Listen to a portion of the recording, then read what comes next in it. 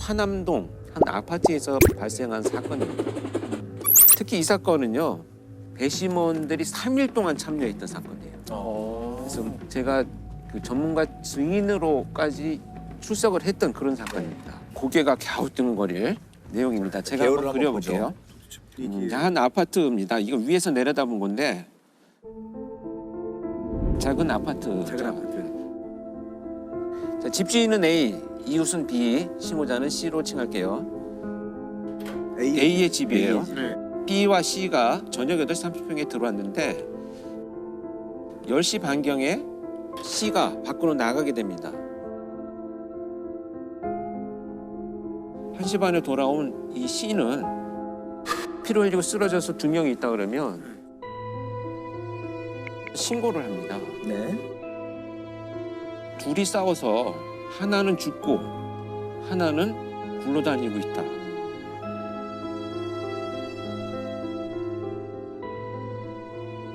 근데 여기 방안의 구조를 보면 여기 작은 상, 소주병, 음식 이런 것들이 있고 네. 집주인인 A는 쓰러진 상태로 피가 이렇게 비산이 되어 있어요. 네. B는 옆으로 누워서 네. 옆으로. 신음소리를 내고 누워 있었던 거예요. 네. 이 사람과 이 사람 가운데에 나체 절단기가 있어요. 여기 이제 양말을 신고 피를 밟고 돌아다녔던 흔적들이 조금 있어요. 경찰이 출동할 때 보니까 이 C는 이렇게 앉아 있었던 거예요. 네. 네.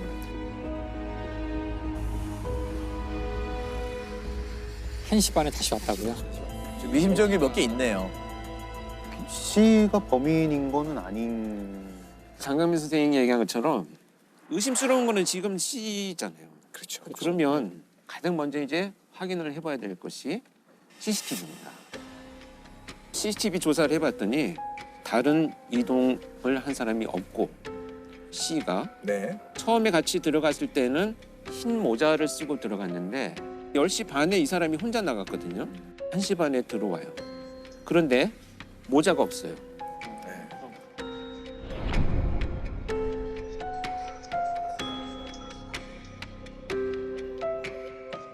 그리고 C가 이 사람의 진술은 뭐냐면 간략히 하자면 둘이 싸우고 쓰러지고 사망을 했기 때문에 화가 나서 살아있는 사람을 뺨을 때리고 이거 범행도구구나 하고 들었다가 아차 싶어서 내려놨대.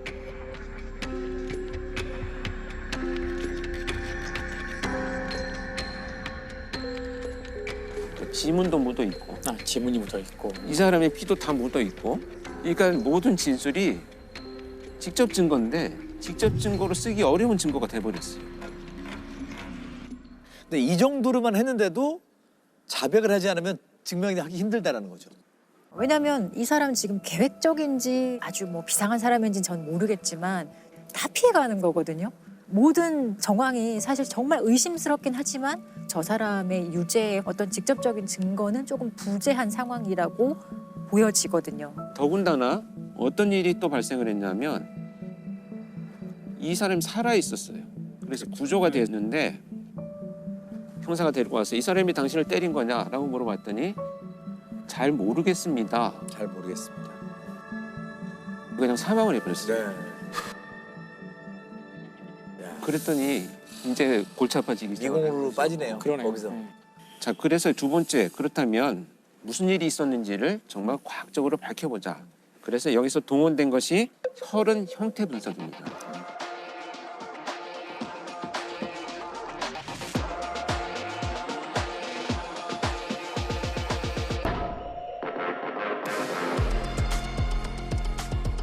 혈흔의 기본 원칙은 혈흔은 날아오는 각도에 따라서 지름의 크기가 다르다라는 원칙을 갖고 있어요. 그래서 만약에 직각으로 떨어진 경우에는 동그랗게 똑 떨어지니까.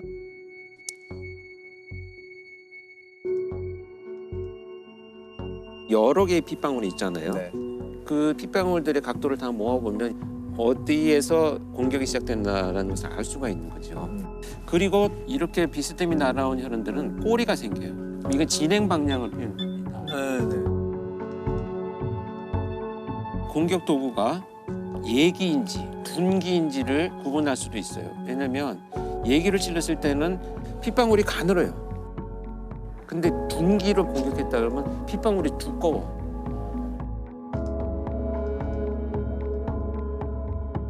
뭐 오른손으로 때렸는지 왼손으로 때렸는지 뭐 두 대 때렸는지 뭐 다 분석할 수 있는 거죠. 혈흔 형태 분석 결과에 의하면 A라는 집주인이 서 있는 상태에서 공격이 시작돼갖고 쓰러졌는데도 계속 약 80회를 공격했다는 것이 밝혀졌어요. B는 머리를 공격받고 쓰러져 있다가 이불 위에 이렇게 피가 고여 있고 의식이 들면서 이렇게 뒹굴러 나왔다는 거죠. C가 주장하는 바에 의하면 둘이 싸웠어야 되잖아요. 문제는 이 사람과 이 사람 중간 어디에도 서로의 혈흔이 겹친 게 없어요. 그러니까 이 두 사람은 접촉이 없었다는 얘기예요. 둘이 엉겨붙을 일은 없었다. 그렇죠. 그리고 혈흔 족적이 네. C가 양말을 신고 이동하면서 묻은 족적의 크기와 같다. 네. 그런 것이 일단 밝혀졌고요. 그 피는 사망한 A와 B의 혈흔이 혼합돼 있었기 때문에 발자국의 주인공이야말로 두 사람을 다 공격할 때 흘린 피들을 자기가 밟고 다녔다라는 것을 재구성이 되겠습니다. 끝까지 부인을 했어요. 그래서 수사팀에서 이제 요청이 와가지고 제가 면담을 했어요. 이 용의자를. 근데 객관적으로 증거가 있으면 기소를 하고 그렇지 않으면 빨리 혐의를 풀어달라. 이렇게 자신의 결백에 대해서 과도한 자신감을 보이고 있었고요. 그건 C일 수밖에 없다라는 게 혈흔 분석을 통해서 나왔는데 무슨 배짱으로 이렇게 부인할 수 있을까?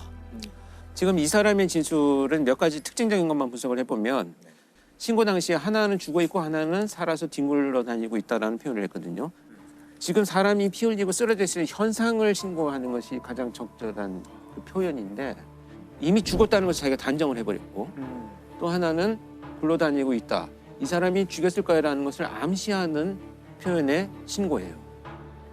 두 번째는 이제 정서적인 표현이 너무 생략돼 있어요. 예를 들면 진짜 사람이 하나 죽었는데 너무 놀랐어요라고 한 정서 표현이 완전히 배제되고 얘가 범인이야 라는 형식의 결론적인 것들만 신고하고 진술을 했기 때문에 범인으로 몰아가면 나는 좀 빠져나갈 수 있지 않을까라는 생각을 아마 현장에서 했을 것이다.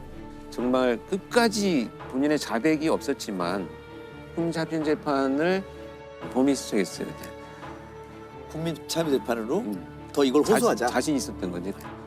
1년 동안 체포도 못하고 니들이 뭘 가지고 하는 거지라는 자신이 있었던 것 같아요. 그래서 재판이 진행되는 과정에서 3일 동안 배심원들이 참여를 하셨잖아요. 저는 이제 3일째 되는 날 제가 이제 증인으로 출석을 했는데 배심원들이 만장일치로 유죄를 선고를 합니다. 그래서 17년의 형을 선고를 받습니다.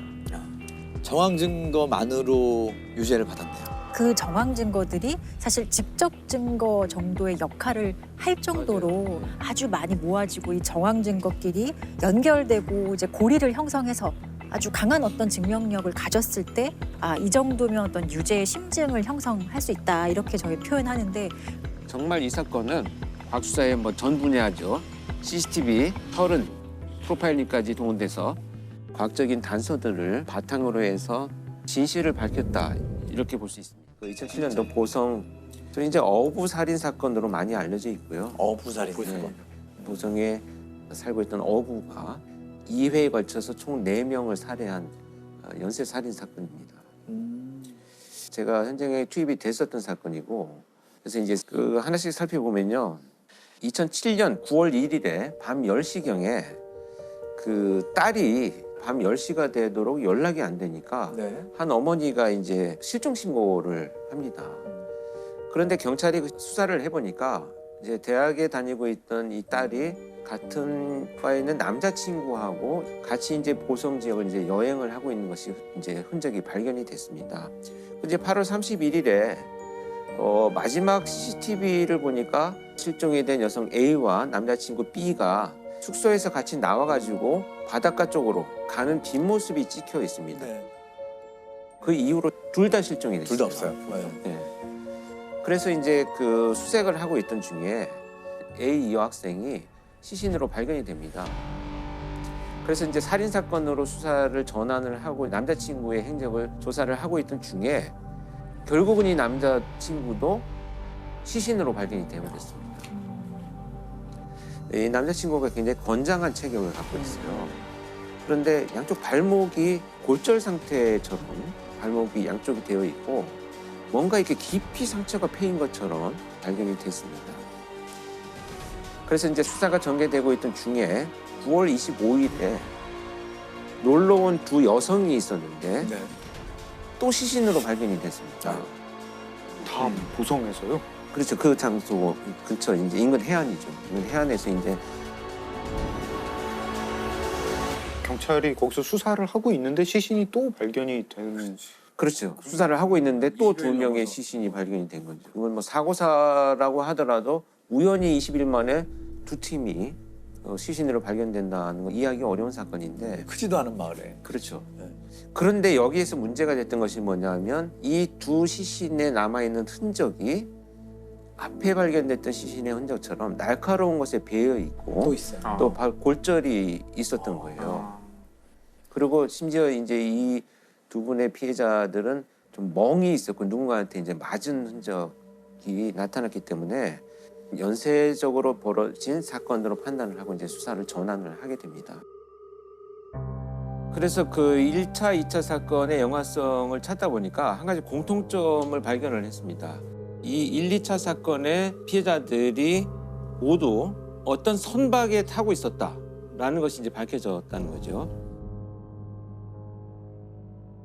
이제 첫 번째 사건에서는 이 여학생이 119에 4번이나 통화를 시도한 흔적이 경찰이 발견을 했어요. 근데 2, 3초 만에 끊습니다. 뭔가 얘기를 하지 않고. 근데 통화 녹음된 거 들어보니까 모터 소리가 들리는 거예요. 그래서 누군가의 배에 지금 타고 공격을 당했다는 것으로 추론을 해나가기 시작을 합니다. 해상 연쇄 살인 사건의 첫 피해자인 대학생 추모 양이 119에 4차례 전화한 것은 지난 8월 31일. 조 양은 당시 119에 전화한 뒤 아무 말도 하지 않았지만 배의 엔진 소리인 기계음이 들렸습니다. 그러다 보니까 누군가의 배에 타고 있었다라는 것이 이제 짐작이 되고, 두 번째 사건에서는 두 여성이 이제 바닷가를 산책을 하고 있는데 한 여성이 내가 갑자기 남편한테 전화를 좀 해야 되는데 전화기가 없어서 그러니 전화기를 빌려주세요라고 예. 자기 남편하고 통화를 합니다. 그리고 고맙다고 인사를 하고 갔어요. 근데 이 두 분이 어느 정도 시점이 지난 상황에 전화기를 빌려줬던 피해자들로부터 배에 갇힌 것 같다.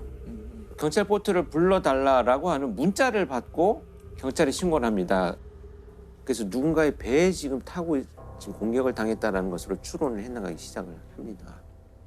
그러던 중에 이제 그 탐문을 하다 보니까 그 마을에 70대 노인이 계신데 이 사람이 누군가 젊은 친구들을 좀 태우는 걸 봤다라는 이제 진술을 확보를 합니다. 그래서 한 배를 찾아요, 결국.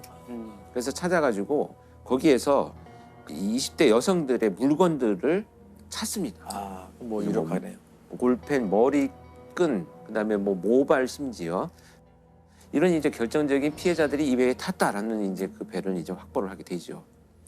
그래서 이제 70세의 어부 오모 씨를 체포를 합니다.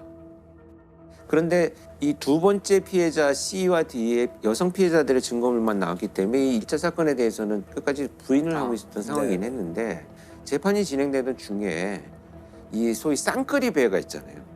두 배가 같이 가면서 그물을 연결을 해가지고 양쪽으로 쌍으로 바닥을 끌고 가거든요. 이 배가 건진 물건이 뭐냐 하면 A와 B가 찍었던 디지털 카메라를 빠뜨린 것을 건졌어요. 그것을 건져가지고 이 두 피해자가 그 범인과 같이 탄 배에 있는 사진이 찍혀 있는 것이 복원이 됐습니다. 그러니까 결정적이네요. 결정적인 증거로 그런 것들을 가지고 추궁을 했더니 이제 결국 자백을 합니다. 성범죄를 저지르려고 했는데 피해자들이 저항을 해서 살해를 했다 이렇게 이제 자백을 합니다. 지난 한 달 새 전남 보성 앞바다에서 잇따라 숨진 채 발견된 20대 남녀 4명은 모두 배를 태워준 70대 어부에 의해 살해된 것으로 드러났습니다. 성추행을 하려다 실패하자 저지른 범행이었습니다. 앉아보고 싶어서요? 누구를요? 이게 어떤 식으로 이 범행이 이루어졌을까요? 왜냐하면 한 피해자는 건장한 남성이기도 했고. 제가 이제 어떤 일이 있었는지 좀 구체적으로 설명을 들어보겠습니다. 바닷가를 산책하고 있는 이 남녀 대학생한테 이 범인 오모 씨는 자기가 먼저 제안을 합니다. 근데 그냥 배에 태워줄게. 그래서 조업을 하는 곳으로 나가서 그때 와서 이제 추행을 하려는 시도를 합니다. 그러니까 이제 말도 안 되는 상황이 정리가 되는 그러니까요. 거죠. 그랬더니 남학생이 저항을 하니까 밀쳐서 바다에 빠뜨립니다. 빠뜨리고 올라오지 못하도록 어구인 이 사카떼로 남성을 내리쳐서 계속 공격을 하는데요. 이 사카떼라고 하는 것이 이제 부표를 끌어당길 때 쓰는 뾰족한 고리가 달려 있는 어구입니다. 그러다 보니까 이제 그런 상처가 남게 된 것이죠. 이 2차 사건 당시에 놀러 온 여성들이 오니까 또 같은 방식으로 내 배를 태워줄게 해서 바다 한가운데서 똑같은 방법으로 성추행을 시도를 하니까 피해자들은 저항을 당연히 하실 거고 1차 사건처럼 똑같은 방법으로 피해자를 물에 빠뜨려서 살해하는 수법으로 범행을 저질렀습니다. 근데 이 범인 오모 씨는 제가 면담을 실제 들어갔을 때도 제가 바깥 조사실 창밖에서 이제 조사받는 장면을 봤을 때는 그 수사관들한테 막 굉장히 막 큰 소리로 막 이렇게 억울하다 나는 그럴 의도가 없었다고 막 주장을 했거든요. 그리고 나서 이제 수사관들이 나오고 그럼 내가 한번 들어가서 이제 성향을 파악을 해보겠다. 들어갔더니 금방 태도가 달라지기 시작을 해서 어디서 오셨냐 그래서 내가 경찰청에서 분석을 하러 왔다라고 제가 이제 신문을 밝혔어요. 그랬더니 정말 곧 쓰러져서 죽을 것 같은 기력이 없는 사람의 연기를 노인인 것 같아요. 몸을 흔들기 시작하면서 내가 이렇게 힘이 없는 사람이 어떻게 그 젊은 처자들을 그렇게 하겠느냐라는 얘기만 30분 동안을 하길래 비겁한 사람이네요. 정말 이건 안 되겠구나. 당시에 제가 조사된 내용을 보면 나한테 배를 태워달라고 한 것이 잘못이다 애초에. 공짜로 태워달라고 한 사람들이 문제다. 전형적으로 사이코패스들이 갖는 자기중심적인 사고죠. 결국 이제 자신의 성적 욕구를 채우기 위해서 남녀 4명을 무참히 살해했고 대법원에서 결국 최종 사형을 선고를 하죠. 그래서 현재 지금 최고령의 사형수로 현재까지도 복용을 하고 있습니다. 근데 저는 제가 이때 4명의 피해자가 전부 20대 초반인데 자, 이 70대의 범인한테 왜 그냥 피해를 당했을까가 가장 궁금했어요. 그래서 이렇게 바닷가에 제가 서 있는데 그 범행에 쓰인 배를 이제 압수해서 거기다 이제 묶어놓고 있었죠. 그래서 보고 있었더니 마을을 지나가던 분이 어르신께서 저 배를 한번 타봤느냐 경찰관인 내 모습이니까 안 타봤습니다 했더니 저 배는 바다 한가운데 나가 출렁거리기 시작을 하면 당신 같은 장정들도 난간만 붙들고 있어야지 일어나지도 못해. 이렇게 말씀하시는 순간 엄청난 제가 통찰을 느꼈어요. 아, 이런 상황, 또 물리적인 신체의 제한은 심리적인 프레임을 같이 만들 수 있겠구나. 그러니까 지금 이 범인 오모 씨는 평생을 거기서 살았기 때문에 잠도 거기서 자는데 웬만하면 집에 가지 않고 그러니까 활동이 굉장히 자유로워요.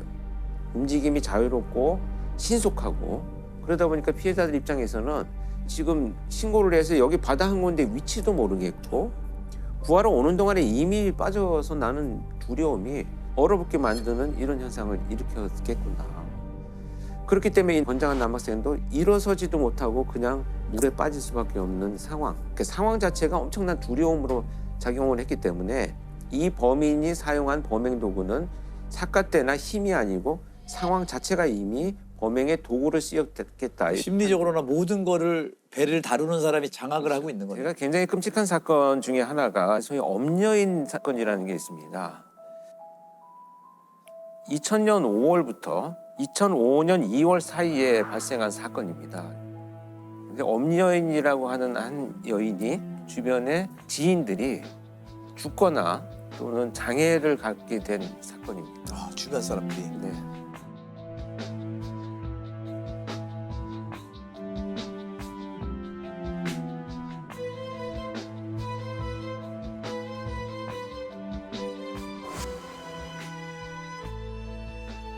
개요를 좀 몇 가지 하나씩 살펴보겠습니다.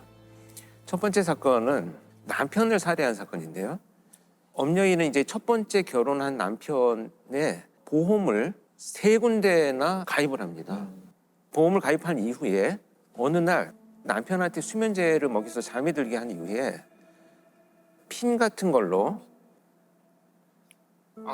눈을 찔러서 실명을 하게 만듭니다. 남편은 모르는 건가요? 눈이 갑자기 안 보이게 되는 건가요? 눈에 굉장히 심한 상처가 났는데 자기 잘못인 것으로 생각을 한 거죠. 그리고 나서 이제 몇 달 뒤에 다시 이제 그 수면제를 먹여서 잠이 들어 있는 남편한테 얼굴에 끓는 기름을 부어서 화상을 입히게 됩니다.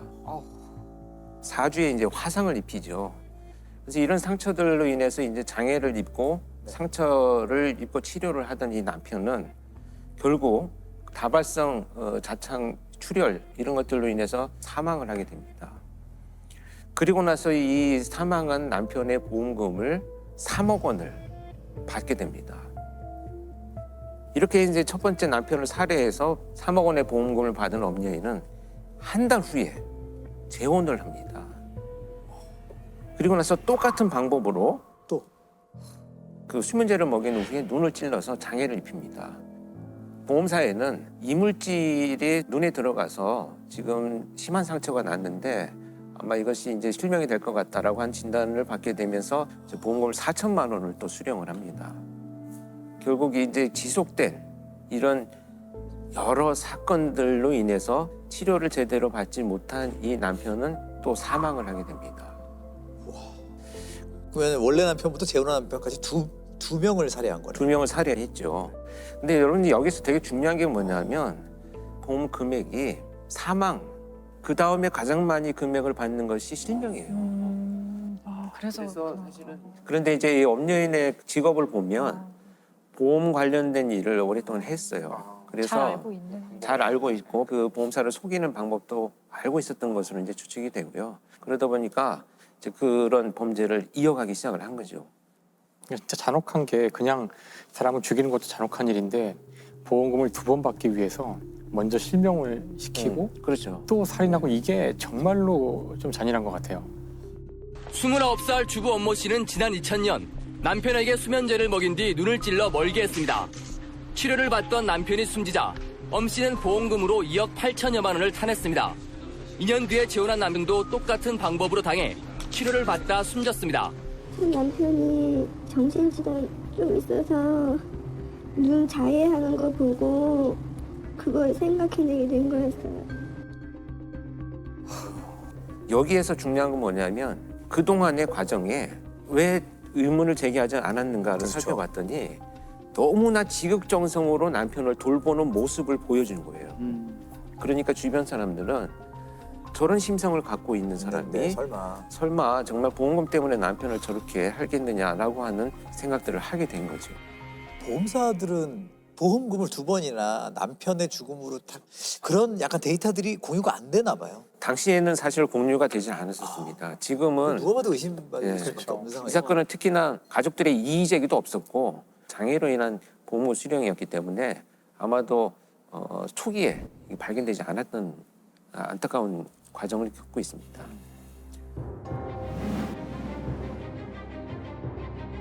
이제 이 2 사건을 저지르고 나서 이 엄여인은 본격적으로 범행을 저지르기 시작을 합니다. 이제 시작이었던 거죠. 어이쿠. 그래서 이 범행의 대상은 결국 이제 자신의 가족들로 향합니다. 정말 끔찍한 것이 수면제를 탄 주스를 만들어 가지고 자기 어머니한테 그걸 먹게 만듭니다. 정신을 잃은 어머니의 눈을 주사바늘로 찔러 가지고 또 실명을 시키고 장애를 만들죠.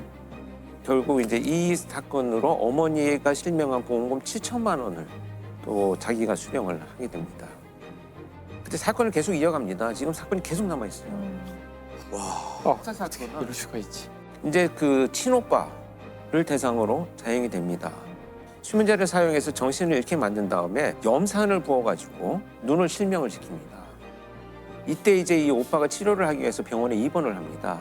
결국 친오빠도 살해를 해야 되겠다라고 생각을 해서 입원을 한 병원에 찾아가가지고 링거 호수에 이물질을 넣어서 살해하려고 계획을 했지만 병원에 이제 그 감시 시스템이 잘 돼 있어서 실패를 하게 됩니다. 근데 이 사건은 지금 말씀드린 사건은 이제 범행이 다 끝나고 나서 본인의 자백에 의해서 밝혀진 사건이요. 이게 좀 개요들만 훑어가는데도 너무 이건 분노가 아니고 약간 경악스러운.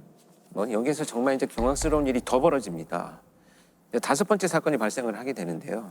그동안의 범행 수법이 유사하게 이루어지다 보니까 이것이 밝혀질 것이 두려워서 수법을 바꾸는 치밀함을 보여주기 시작을 합니다. 오빠와 동생한테 수면제를 먹인 후에 방화를 저질러서 화상을 입힙니다. 그런데 여기에서는 왜 자기가 그 범행의 용의점을 벗어났냐 하면 자기도 그 장소에 있으면서 이제 이 유독가스를 흡입해서 치료를 받거든요. 그러다 보니까 이제 용의선상에서는 벗어나죠. 이렇게 이제 수사망을 벗어나기 시작을 합니다. 그래서 이 사건으로 인해서 결국 총 3억 원의 보험금을 또 자기 앞으로 수령을 합니다. 그러니까 온 일가족의 죽음과 장애를 통해서 지금 수억 원의 보험금들을 수령을 하기 시작을 하죠. 20대 후반의 주부가 보험금을 타내려고 첫 남편과 두 번째 남편, 어머니 그리고 오빠의 눈을 차례로 실명시키고 집에 불까지 질렀습니다. 보험 설계사 경력이 있는 엄 씨는 어머니와 오빠 이름으로 보험을 나누어 든 뒤 보험금을 모두 가로챘습니다. 제가 그랬을 거라고 생각 안 했었을 거예요. 그 돈으로 뭘 했던 거예요? 지금 끔찍하게도 이런 돈을 그냥 유흥에 사용한 것으로 나타나고 있는데요. 이 유흥에 필요한 돈들을 어떻게든지 마련해서 나를 포장하는 것이 훨씬 더 내 삶의 가치가 있다라고 생각하는 왜곡된 관념을 갖게 되는 거죠. 결국 이게 발각이 됐으니까 지금 다 밝혀진 거겠죠. 그렇습니다. 근데 여기에서 밝혀진 것이 아니고 사실 엄여인은 또 다른 사건을 저지릅니다. 더 저질러요. 방화 사건이 저지르고 난 이후에 어머니 명의로 되어 있는 아파트를 팝니다. 그리고 나서 자신의 집에서 가사 도우미로 일하고 있던 분의 집에 가서 지금 불이 나서 내가 지금 환경이 어려운 상황이니 좀 지내게 해달라라고 부탁을 하고 그 집에 들어갑니다.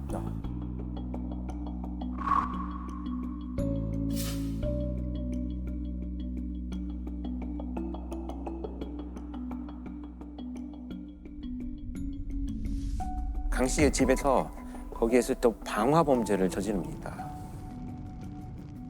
결국 그 화재로 강 씨 남편은 사망을 합니다. 그리고 강 씨는 그 화상을 입어서 이제 병원에 입원을 하게 되고요. 그리고 자기도 이제 현장에 있었다라는 이유로 용의선상에서 벗어났는데 마지막까지 이제 시도를 하기 위해서 심지어 강 씨가 입원해 있는 병원을 불을 지르려고 갑니다. 그래서 시도를 하는데 다행히도 이제 그 방화 미수에 그칩니다. 이때 이제 그 주변 사람들한테 발각이 되어가지고 체포가 되면서 이 수많은 악행들이 드러나게 됩니다. 엄 씨는 잠시 머물렀던 파출부 강모 씨의 집에도 불을 질러 강 씨의 남편을 숨지게 한 혐의도 받고 있습니다.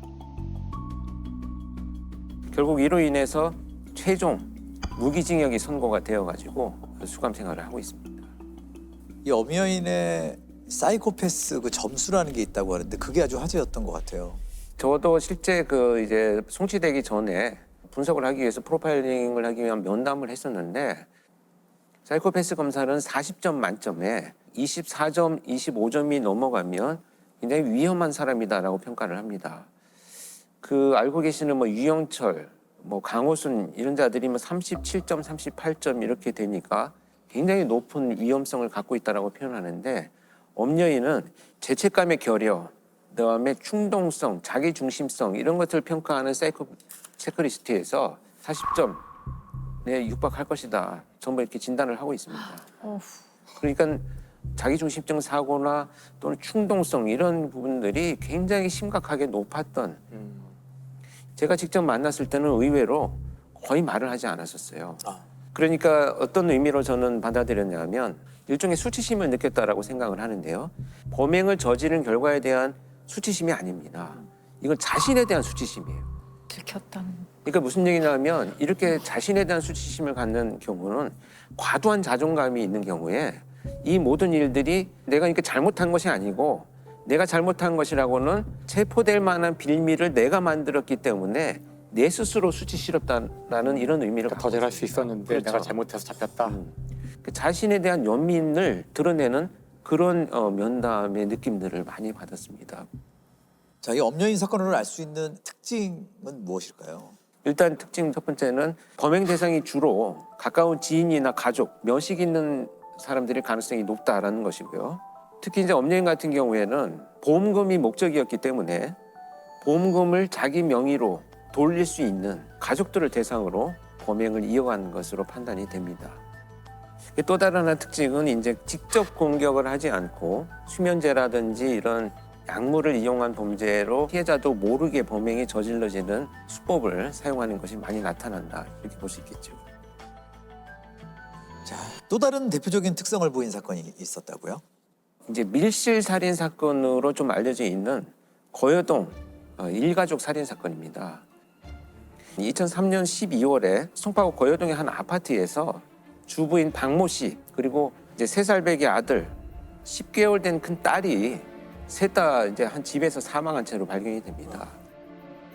서울 거여동의 한 아파트에서 31살 박모 여인과 3살과 1살 난 자녀가 숨진 채로 남편 남모 씨에 의해 발견됐습니다. 부인 박 씨는 목이 졸려 있었고 두 자녀는 질식한 상태였습니다. 이제 그 방 안의 상황을 보면 작은 방에는 3살 된 아들이 보자기를 둘러쓴 채로 사망을 해 있고요. 또 10개월 된 딸은 얼굴에 비닐봉투가 쓰여진 채로 사망을 해 있습니다. 그리고 그 방문 난간에 빨랫줄이 연결되어 있는데 거기에 피해자가 목을 맨 채로 사망을 해 있습니다. 그래서 발견이 된 건데요. 이게 왜 밀실 사건이 됐냐면 문은 잠겨져 있었고 아파트 열쇠가 가방에 들어있는 채로 작은 방에서 발견이 되거든요. 그다음에 뭐 발자국이나 족적이 나타난 흔적 이런 것이 이제 발견되지 않으니까 경찰이 초기 단계에서는 아이들을 살해하고 자기가 이제 극단적인 선택을 했다 이렇게 이제 초기 판단을 하죠. 그런데 남편이 진술을 합니다. 도무지 우리 가족은 그동안에 살면서 이렇게 그만한 갈등도 없었다. 그래서 경찰이 이제 CCTV 수사를 하죠. 누군가 이제 드나든 사람이 있는가. 이때 발견된 사람이 한 명 있습니다. 이 사람이 누구냐 하면 이 사망한 피해자 박모 씨의 고등학교 동창인 이모 씨입니다. 이 이모 씨가 사망한 시간으로 추정되는 시간에 엘리베이터를 타고 여기 왔다가 간 흔적을 이제 발견을 하게 되죠. 그래서 이제 참고인으로 조사를 하기 시작을 하는데 이 이모 씨가 조사받는 수사관 앞에서 옷소매를 내리면서 자기 손등을 가리는 행위를 합니다. 손을 왜 그렇게 자꾸 가리느냐 이렇게. 라고 봤더니 빨랫줄에 융선이 이렇게 나타나 있었던 거예요. 그리고 그 빨랫줄이 쓸려 있던 이런 선이 발견이 됩니다. 줄로. 그래서 이 경찰관이 이 여성의 집에 이제 압수수색을 가게 됩니다. 근데 이 압수수색을 갔더니 이 여성의 집에서 일기장이 나왔는데요. 이 일기장 안쪽에 종이 한 장이 발견이 됩니다. 이 종이에는 어떻게 살해할 것인가를 계획한 계획서가 발견이 되죠.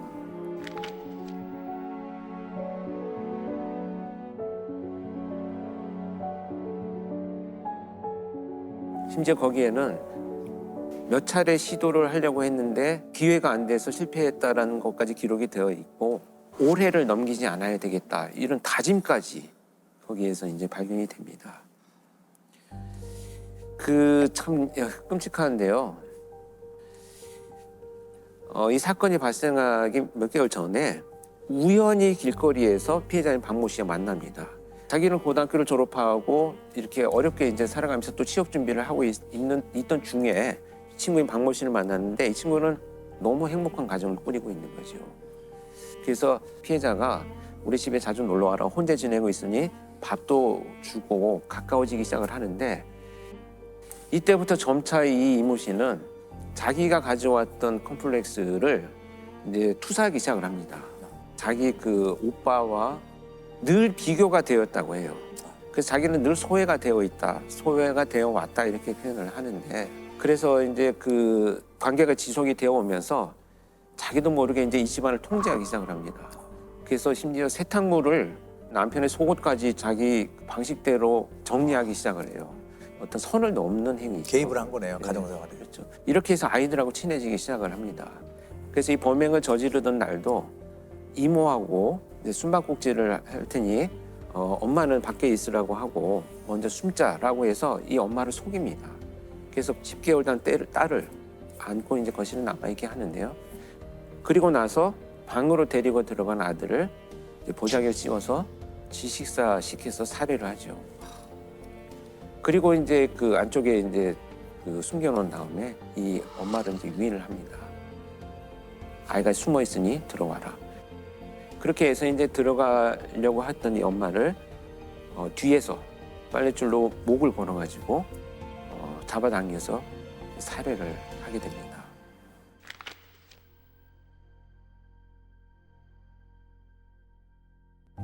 근데 이 어머니가 그렇게 목이 졸렸을 경우에는 대부분 굉장한 그렇죠. 저항을 반항문이 하고 있죠. 네. 그런데 지금 이 시신을 부검할 때 보니까 또렷하게 한 줄만 나와 있던 거예요. 또 자기가 목을 매달려 있는 문짝을 두드리면서 한쪽 손에만 멍이 좀 들어있고요. 왜 이런 일들이 벌어졌는가 했더니 그렇게 목을 졸려서 죽어갈 때 이 박모 씨는 10개월 된 아이를 안고 있었던 거예요. 그래서 자기가 벗어나려고 하는 자구적 행동을 하지 않고 아이를 보호하기 위해서 그냥 그렇게 피해를 당하고 결국은 사망을 했죠. 그리고 나서 이 이모 씨는 끔찍하게도 10개월 된 아이를 얼굴에 비닐을 씌워서 이제 살해하죠. 결국 자살을 위장하기 위해서 이 씨가 거기에 열쇠를 넣어서 가방 안에 던져 놓았던 것입니다. 그럼 살해 이유가 뭘까요? 살해 동창과 아이들. 이유는 이제 사실 어떤 것이 밝혀졌냐면 교묘하게 이 가정을 파괴하기 위해서 자기 친구인 남편에게 성적인 접촉을 시도를 합니다. 이 가정을 파괴하는 게 목표였네요. 그렇죠. 가정을 파괴하고 내가 이제 거기에 들어갈 것이다 라고 하는 것이 이 범행의 이제 궁극적인 목표나 동기가 되겠죠. 여고 동창생이 절친한 친구와 어린 자녀들을 한꺼번에 살해한 끔찍한 사건이 일어났습니다. 친구의 행복한 결혼 생활을 질투해서 범행을 했던 것으로 드러났습니다. 이 씨는 친구 박 씨가 늦게까지 결혼을 하지 못한 자신을 무시한다고 생각해 상상조차 하기 힘든 끔찍한 범행을 저지른 것으로 드러났습니다. 겉으로는 제일 잘해주는데 뒤로는 무시해. 애들은 왜 죽였어요, 애들? 걔 옆에 있으니까. 걔 혼자 못 가니까.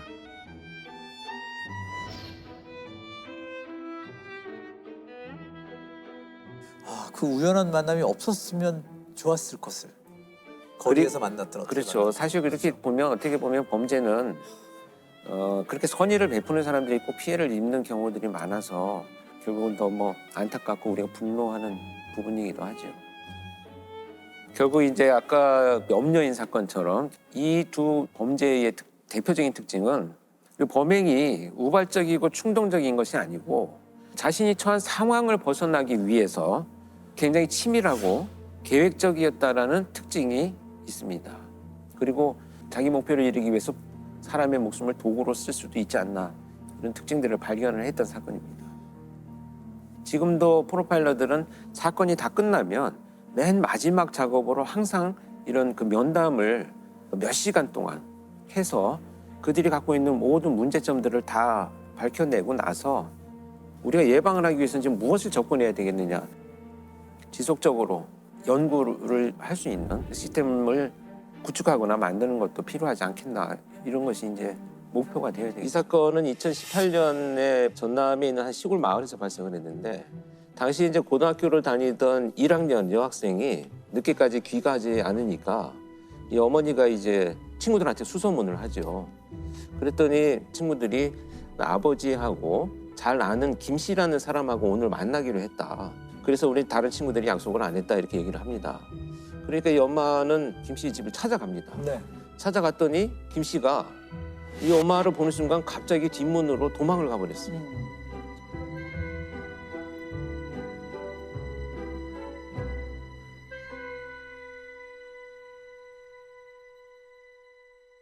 그러고 나니까 이제 의심점이 굉장히 높아지죠.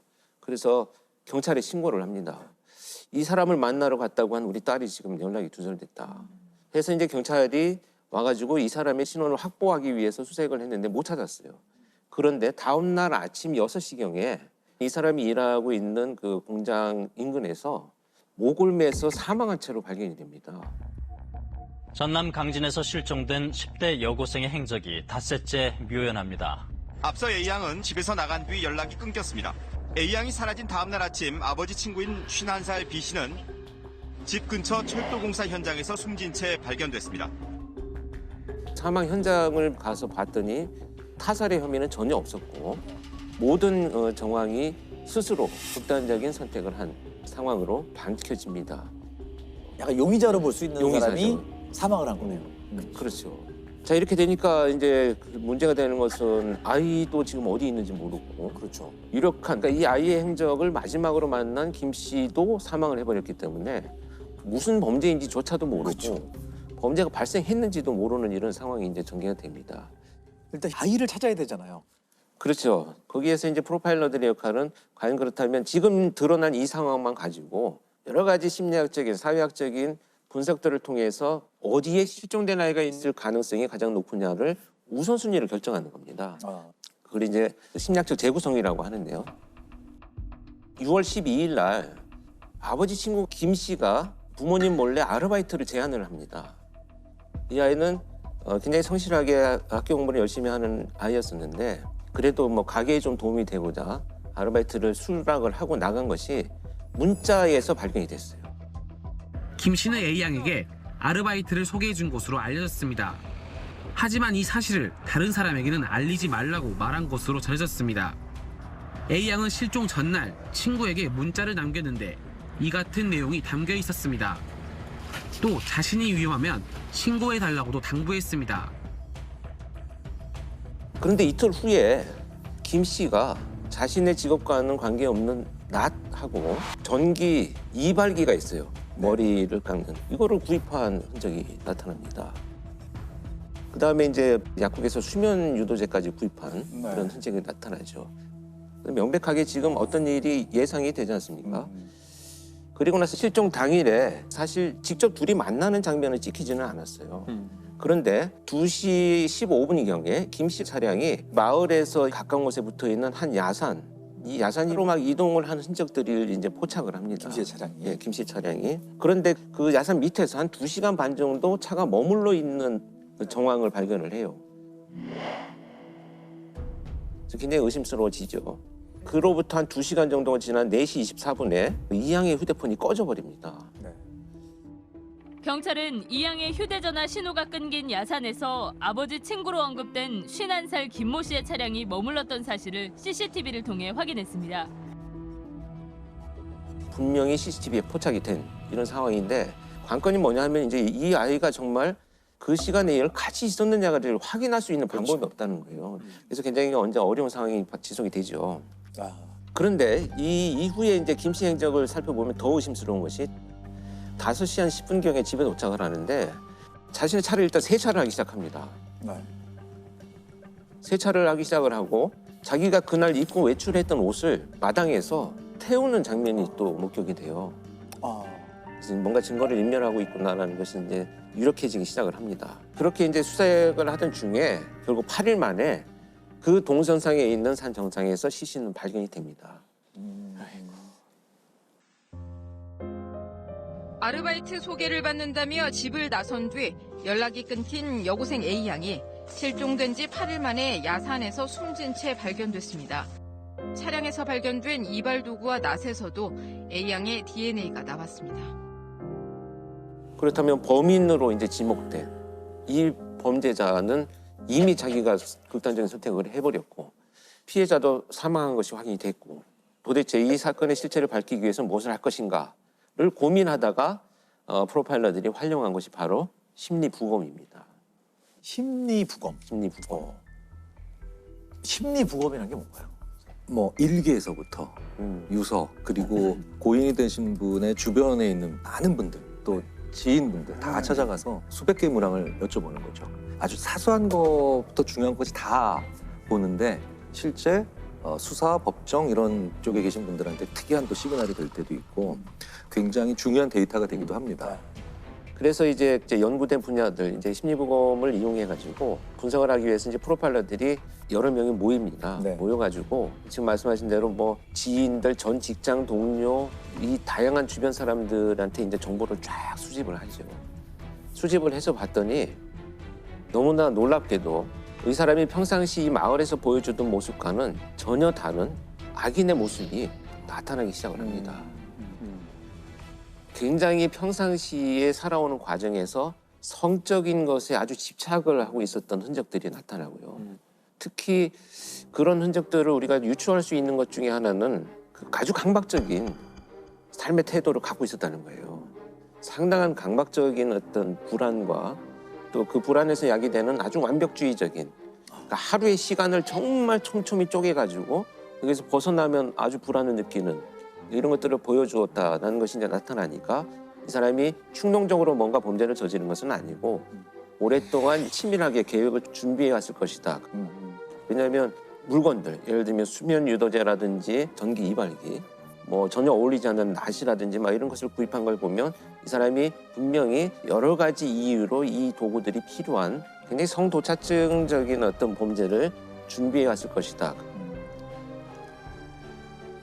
그렇다면 피해자인 이 모양은 결국 성범죄의 피해 대상이었을 것이다라는 것이 추론이 되는 결과를 얻게 되죠. 경찰은 김 씨 집에 있던 전기이발기에서 이양의 유전자가 나왔다고 밝혔습니다. 시신 발견 당시 머리카락이 없었던 것은 김 씨가 깎았기 때문인 것으로 추정했습니다. 김 씨는 왜 자살을 택한 것일까요? 앞에 그런 성격들이 좀 영향을 끼쳤을까요? 저는 영향이 많이 있다고 봅니다. 특히 자신의 기준에서 뭔가 조금이라도 벗어나면 그것에 대해서 매우 불편한 이런 감정들을 느끼기 때문에 아마도 자신이 준비한 이 계획에 뭔가 잘못되는 순간부터는 피해자에 대한 어떤 그 뭐 죄책감, 이 사건이 발생한 것에 대한 어떤 수치심 뭐 이런 것보다는 이 상황을 해결할 수 있는 방법은 그냥 내가 떠나는 것밖에는 방법이 없을 것이다. 이런 판단을 했을 가능성이 높다라는 것이 타당하지 않나 이렇게 보여집니다. 그러니까 뭐 그렇게 혐의를 받다가 자살하고 이런 것을 최종적 형태의 가해라고 표현하거든요.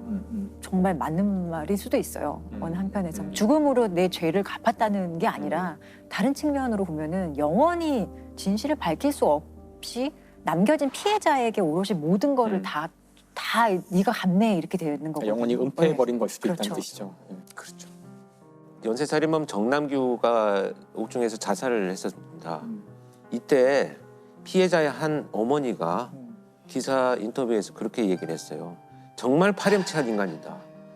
우리 가족한테 미안하다는 소리 한마디도 안 하고 자기 혼자 저렇게 이기적인 죽음을 선택했기 때문에 전 정말 충분히 이해하는, 공감하는 그런 내용이었습니다.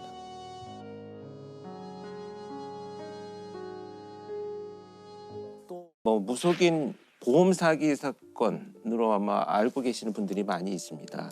2011년 12월 31일에 119로 누군가 전화를 합니다. 네, 이름입니다. 이분이 왔잖아요. 의식 상태 안 좋아요? 없어요. 이런 신고를 받고 이제 구급대가 이제 현장으로 갔죠. 갔는데 이미 도착을 해보니까 사망을 했습니다. 그렇게 갑자기 급사한 것으로 사망 처리가 되고 사건은 끝났는데 그로부터 4개월 뒤에 보험사에서 경찰청 장기미제 수사팀에 의뢰를 하는데요. 한 분이 돌아가셨는데 사망하기 한 2달 전에 정말 거액의 보험에 가입을 했다. 무려 33억 원을 지급을 했다는 거예요. 수사가 개시가 됐는데 점차 이제 의심스러운 정황들을 찾아냅니다. 이 사람의 생활에 비해서 엄청난 보험금을 계속 지급을 했다는 이제 정황이 나왔죠. 그리고 장례를 치르지는 않았어요. 갑자기 다음날 화장을 그냥 해버렸습니다. 그럼 더 이상합니다. 더 결정적인 것은 이 보험금 수령액이 부모님으로 되어 있었는데 딸이 사망한 것을 모르고 있었는 거예요. 그러니까 이 돈은 이 언니만 알고 있는 상황이 된 거죠. 그러니까 이제 굉장히 유력한 용의자가 됐죠. 그래서 이제 잠복도 하고 또 미행도 하고 이제 추적 수사를 막 합니다. 하는데 이 수사팀이 정말 대단한 게 뭘 포착하냐면 휴대폰을 손에 들고 있는데 공중전화를 거는 것을 봅니다. 그러니까 수상하다. 그래서 통화한 사람 상대자가 있잖아요. 이 상대자를 누군가를 찾아봤더니 광주광역시에 사는 A라는 그냥 남성이었었어요. 네. 그래서 이 A씨라는 사람의 명의로 가입된 전화를 확인을 해보니까 수신된 전화는 굉장히 많은데 발신 전화는 유일하게 도시가스공사에 전화를 한 것이었어요. 그래서 이 도시가스에 전화를 해가지고 그 음성 녹음을 이제 받아요. 받아서 보니까 분명히 그 휴대폰의 주인공은 남성인데 여성이 통화를 한 목소리입니다. 이 전화. 그래서 이 A씨를 찾아갑니다. 일단 도대체 어떻게 된 거냐 라고 했더니 A씨는 사실은 나한테 자주 찾아오는 손님인데 신용불량자가 되어가지고 휴대폰 개설이 어려우니 내 명의로 해서 그냥 빌려줬다 라고 합니다. 네. 이 여성이 과연 누굴까 라고 수사를 전개하다가 혹시라도 일치하는 부분이 있을까 싶어서 처음에 보험사에 가입을 할 때 녹음된 음성과 대조를 해봤더니 이 여성의 목소리가 같았던 겁니다. 아, 살아있었던 거네요? 살아있었던 겁니다. 그러니까 이 사건의 내막은 보험금을 수령하기 위해서 자기 명의로 보험을 수억 원을 들어놓고 아무도 찾지 않을 노숙을 하는 체격과 나이와 이런 것이 비슷한 여성을 우리 집에서 일을 허드렛 일을 좀 해달라라고 유인을 해서 살해합니다. 그리고 자기가 사망한 것처럼 자기의 신분증을 넣고 이 언니가 가족으로 가서 사망 선고를 받고 화장을 해버린 거죠.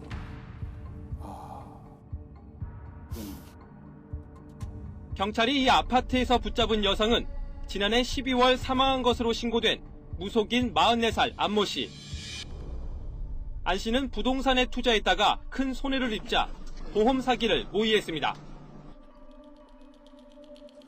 무슨 영화 같은 있네요.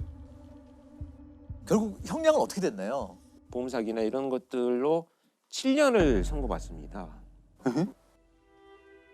여성을 유인한 것은 인정을 합니다. 그리고 범행을 저질렀다라고 하는 것까지는 정황상으로 인정을 하는데 살인이 인정이 안 됐죠 아마? 왜냐하면 가장 중요한 지금 시신이 발견되지 않았기 때문에 끝까지 본인은 법정에서 부인을 하고요. 이 시신이 없고 살해의 방법이 없기 때문에 재판장에서 이것을 인정 못한다는 거예요. 초기에 이제 많은 정보들을 이제 놓쳤던 사건이죠. 물론 결론만 말씀드리면 뭐 법정에서 지문만큼 또는 DNA만큼 증거 능력이 있다 이렇게 볼 수는 아직까지는 한계가 있지만 진범을 체포할 수 있는 단서가 되는 거죠. 자, 이렇게 증거가 중요한 만큼 이 범죄자들은 계속해서 증거를 없애려고 하는 것 같아요. 그렇죠. 사실 오늘날 가장 이제 중요하고 강력한 증거라고 한다면은 DNA라고 할 수 있어요. 근데 DNA 증거가 조작될 수 있을까요?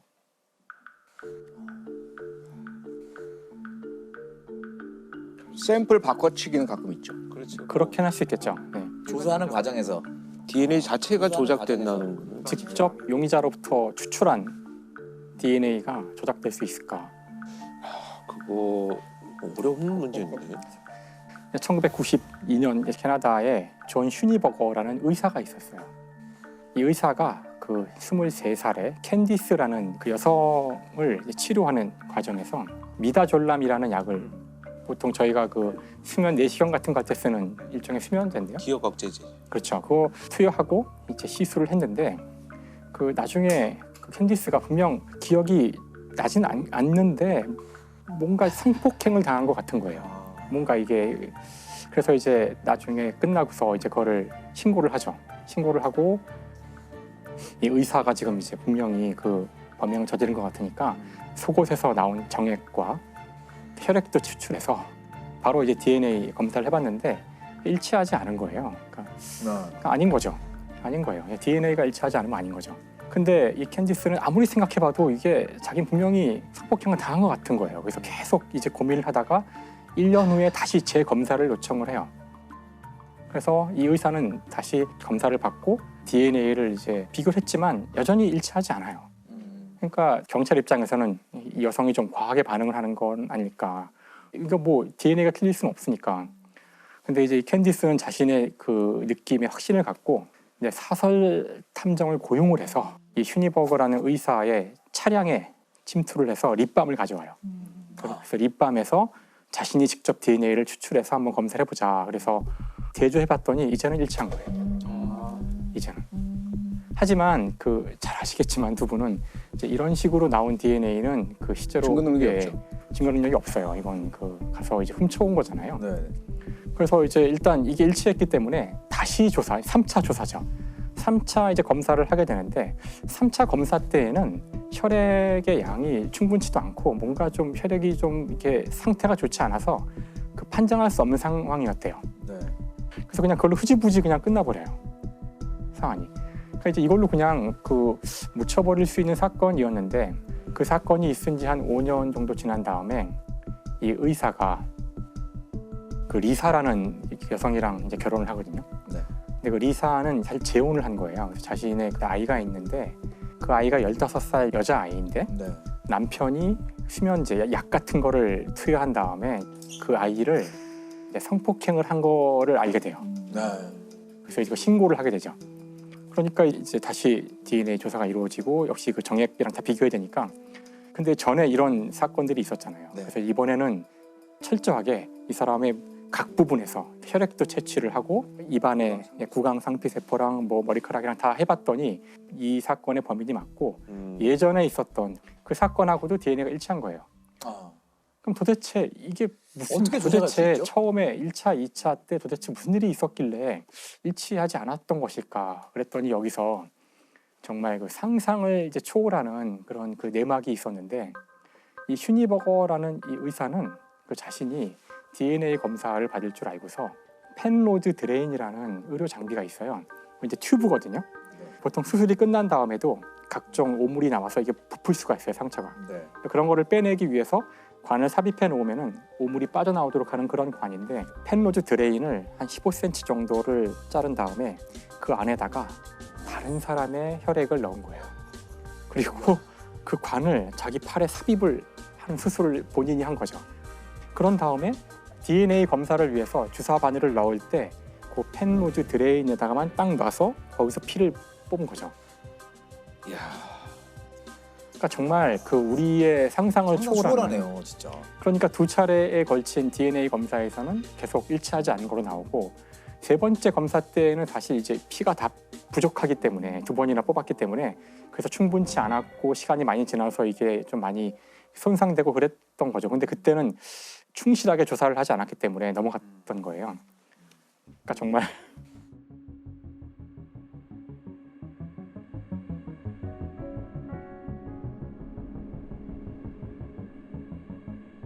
It's a little strange in that, you know, like the blood doesn't look kind of fresh, I don't know.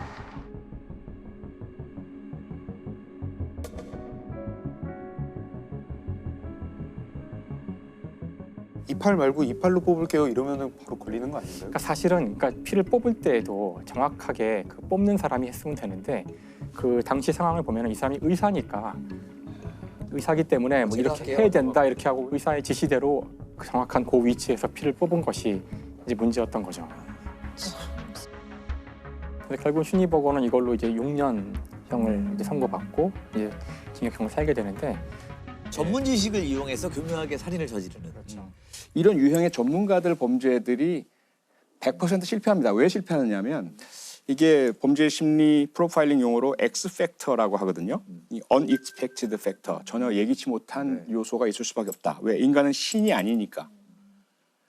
이 의사도 바로 그 부분, 자기가 추가적으로 의붓딸에게 행한 범죄가 아내에게 그렇게 적발당하리란 예상을 못했을 테고요. 그 다음에 3차, 4차 계속 이어서 혈액을 추출할 수밖에 없는 상황이 되리라고는 예측을 못했겠죠. 이런 X팩터는 자기가 예측을 못한 겁니다. 우리나라에서도 2011년에 전문가들 범죄가 연이어 발생을 해요. 의사가 자기의 만삭부인 살인한 사건, 그건 기억하실 거예요. 이상자세 질식사라고 의사의 전문성 내세웠지만 결국 그것도 자기가 예측하지 못한 부분에서 검거가 되고요. 그다음에 부산의 대학 교수도 자기 아내를 살해하고 시신을 유기해서 없애버리는데 그 청소하러 나온 자원봉사 나온 고등학생들이라는 예기치 못했던 엑스팩터 때문에 시신이 발견되면서 검거가 돼요.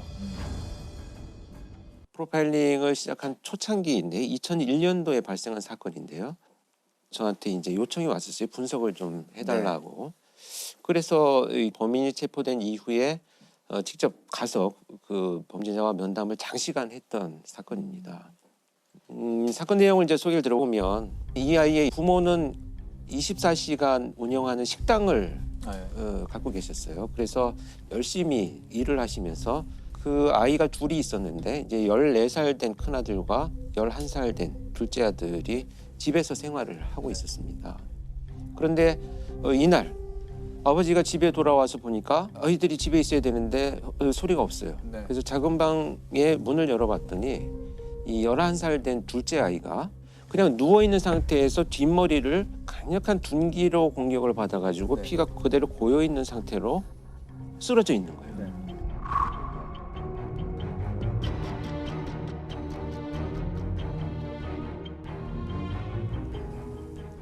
그래서 이 아버지는 이제 놀라서 이 아이를 들쳐업고 그냥 병원으로 갑니다. 하는데 이미 사망을 한 거죠. 근데 사망한 시간이 꽤 된 거예요. 근데 여기서 문제가 된 건 뭐냐면 이 있어야 될 형이 없어진 거예요. 그러니까 이제 처음에 그 현장에 투입된 수사팀에서는 누군가 침입을 해가지고 둘째 아이를 살해하고 큰 아이를 유괴해 갔을 것이지 않겠느냐. 이렇게 이제 수사를 접근을 합니다. 그런데 수사에 착수한 수사팀에서는 얼마 후에 바로 사라진 이 형을 강력한 용의자로 지목을 하고 그 수사를 전개를 합니다. 일단 이제 드나든 사람들에 대한 흔적을 찾기 위해서 가장 먼저 할 것이 이제 경찰에서 CCTV 수사를 했는데요.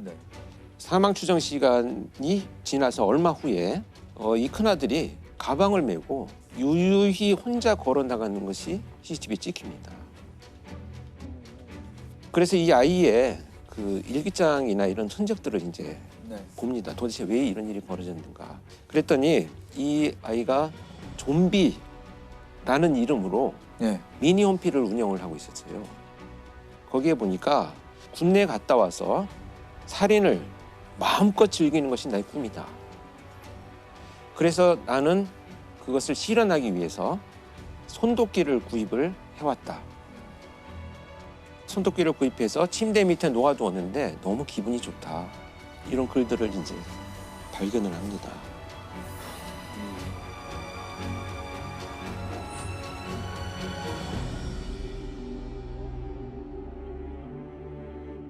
더군다나 이제 거기에서는 더 그 충격적인 것은 이제 가족하고 내가 더 이상 정이 들면 안 되겠다.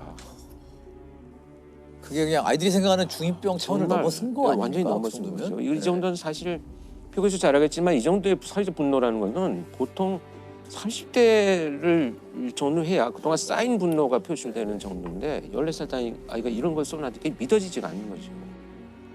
그런데 사실 이런 흔적만 가지고 어떤 일이 있었다는 것을 우리가 판단하기는 굉장히 위험하죠. 그래서 조사를 해보다 보니까 결국 이제 학교 친구들한테도 이런 살인에 대한 이야기들을 그동안에도 쭉 해왔는데 친구들은 뭐 좀 이상한 아이야. 뭐 그냥 뭐 별종이야. 뭐 이 정도로 그냥. 그렇죠. 또 한 가지 충격적인 것은 장래희망에 살인업자라고 써놨었어요. 네. 그래서 이 선생님은 이것을 간과하지는 않았어요. 그래서 부모한테 연락을 해가지고 아이가 좀 치료를 그걸 개입을 해야 되는 거죠. 그렇죠. 치료 받아야죠. 근데 이 부모님은 우린 너무 화목하고 원하는 걸 다 해주고 이렇게 지냈는데 정신과 치료를 받으라고 하니 이거 참 난감했던 거죠. 부모 입장에서 이해가 안 되는. 원인을 찾지도 못하겠고 이런 이제 상황이 동일됩니다. 그래서 이제 그 이런 흔적들을 찾고 시작을 하던 중에 배회하고 있는 아이를 이제 체포를 합니다. 그때 가방 속에 동생을 살해한 손도끼를 그대로 넣고 있었어요. 그 가방을 메고 있었던 거죠. 이렇게 해서 체포가 됩니다.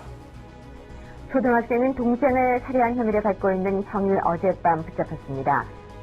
광주시 계림동에서 발생한 초등학생 살해 사건의 용의자로 사건 발생 14시간여 만에 검거됐습니다. 양군은 잠을 자고 있던 동생에게 흉기를 휘둘러 숨지게 한 혐의를 받고 있습니다. 아니, 왜 살해했을까요, 동생을? 왜 하필 타겟이 동생이 돼야 했을까요? 면담을 할 당시에 들은 이야기들을 좀 이제 전달을 해드리자면 이렇게 이제 살인을 너무 하고 싶다는 생각이 어느 날부터 이제 발전이 되어가기 시작을 하면서 이 아이가 당시 이제 체격이 굉장히 작았어요. 키도 작고 몸집도 작으니까 매일 팔 운동을 했다는 거예요. 왜냐하면 내가 공격을 하다가 실패를 하면 너무 왜소하기 때문에 다시 공격을 받으면 실패하니까 열심히 운동을 하고 이 손도끼를 가지고 막 달려가면서 나뭇가지를 막 이렇게 쳐서 연습을 하는 거죠. 근데 이 기간이 1년 정도 되니까 이제 자신이 생긴 거예요. 1년 동안 그걸 연습한 거예요. 연습해서 자신이 생겨가지고 이제는 실행을 해야 되겠다. 그런데 될지 안 될지 궁금한 거예요.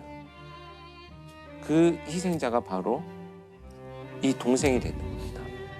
그래서 엎드려서 잠을 자고 있는 동생을 말씀드리기도 어렵지만 손도끼로 뒷머리를 내리쳐서 이제 살해를 하고 동생이 움직이지 않으니까 그의 표현에 의하면 이제 내가 할 수 있겠다라는 생각 때문에 너무 기분이 좋아서 동생한테 잘 가라 라고 인사를 하죠. 왜 동생을 죽였어요? 제가요 감정으로 사람을 죽인다면요 친구들 좀 싫은 친구들 죽였을 텐데 걔가 사람이니까 인간이란 것이 얼마나 나약했을까 해갖고 한번 해봤죠.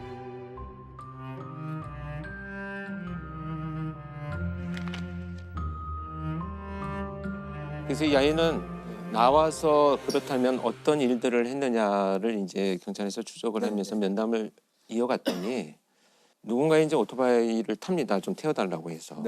그래서 태워서 가던 사람이 이제 내려가지고 잠깐 소변을 보는 사이에 실행을 하려고 꺼냈는데 갑자기 사람이 나타나서 이제 중단을 하고요. 또 내려서 이제 그 대상자를 찾기 위해서 돌아다니다가 밤늦게 이제 답변하게 소변을 보고 있는 수리처에서 있는 사람을 보고 실행을 하기 위해서 들었는데 마침 유리 거울 같은 게 있어가지고 자기 모습이 비쳐서 보이니까 놀라서 또 중단을 하죠. 저는 살인이고 죽음이고 그런 게 좋았거든요. 재밌다 그런 거. 기분이 좋다는 느낌이 들고 흥미가 있었어요. 저는 정말 지금까지 그 1000명이 넘는 범죄자를 만났지만 어떤 일을 하고 싶냐 나오면 라고 했더니 이런 말을 하는 아이는 처음 봤어요. 한 명씩 죽이는 것이 재미가 없을 것 같고 건물이 폭발하거나 이렇게 여러 사람이 죽는 모습을 너무 보고 싶어요. 이건 마치 이제 나의 장래 희망을 얘기하듯이. 이거는 자연스럽게 이렇게 됐을 것 같지는 않고 뭔가 컨텐츠를 보거나 좀 그런 거에 영향받은 것 같다는 느낌이 강하게 들거든요. 영향을 많이 받았고요. 특히 이제 그때 표 교수도 언론에 한번 인터뷰를 이 사건 가지고 했었어요. 그랬죠. 예. 그 당시에는 언론에서는 그 답을 찾으려고 게임에 몰입하게 됩니다. 게임이 이렇게 했다. 게임에서 하는 것들을 현실에서 그대로 적용하려고 했다라고 섣불리 진단을 하면서 게임 중독의 원인이라고 얘기를 했는데 사실상 전혀 학술적이거나 의학적인 근거는 없는 거예요. 그렇죠.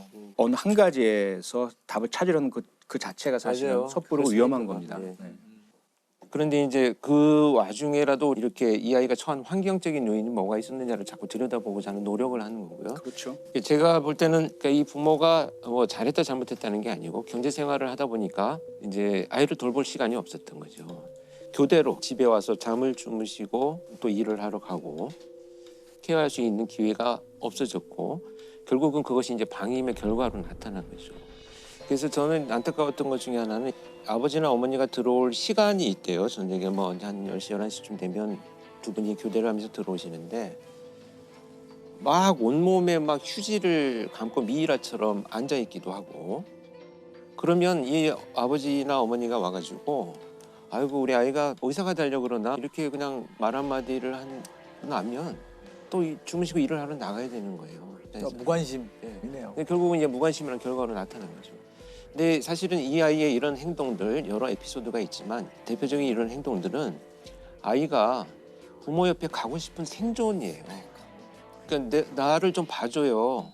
그 엄마 아빠 눈에 띄고자 하는 건데. 네, 생존의 그렇죠. 어떤 시그널 관심을 받고자 하는 거죠. 근데 부모도 결국에 열심히 일해서 돈 많이 벌어서 자식을 잘 키우고 그럼요. 싶은 마음으로 그랬을 텐데요. 그러니까 네. 이제 이렇게 이제 고의적인 방임은 아니잖아요, 사실은. 그래서 저는 국가가 좀 더 그런 고립된 환경에 있는 아이들을 어떻게 할 것인가에 대한 고민들은 할 필요가 있다고 봅니다. 그렇죠. 한 아이를 키울 때 뭐 모든 마을이 필요하다, 온 마을이 필요하다는 말은 맨날 하지만 실제는 그렇게 하지 않고 있잖아요.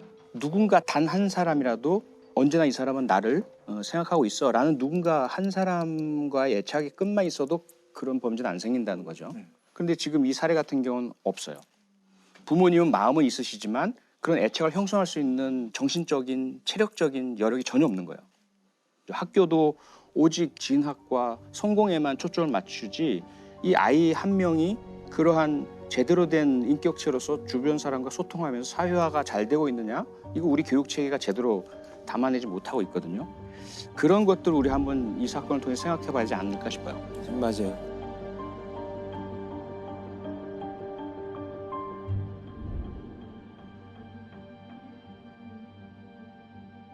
그러면은 형량은 어떻게 받았나요?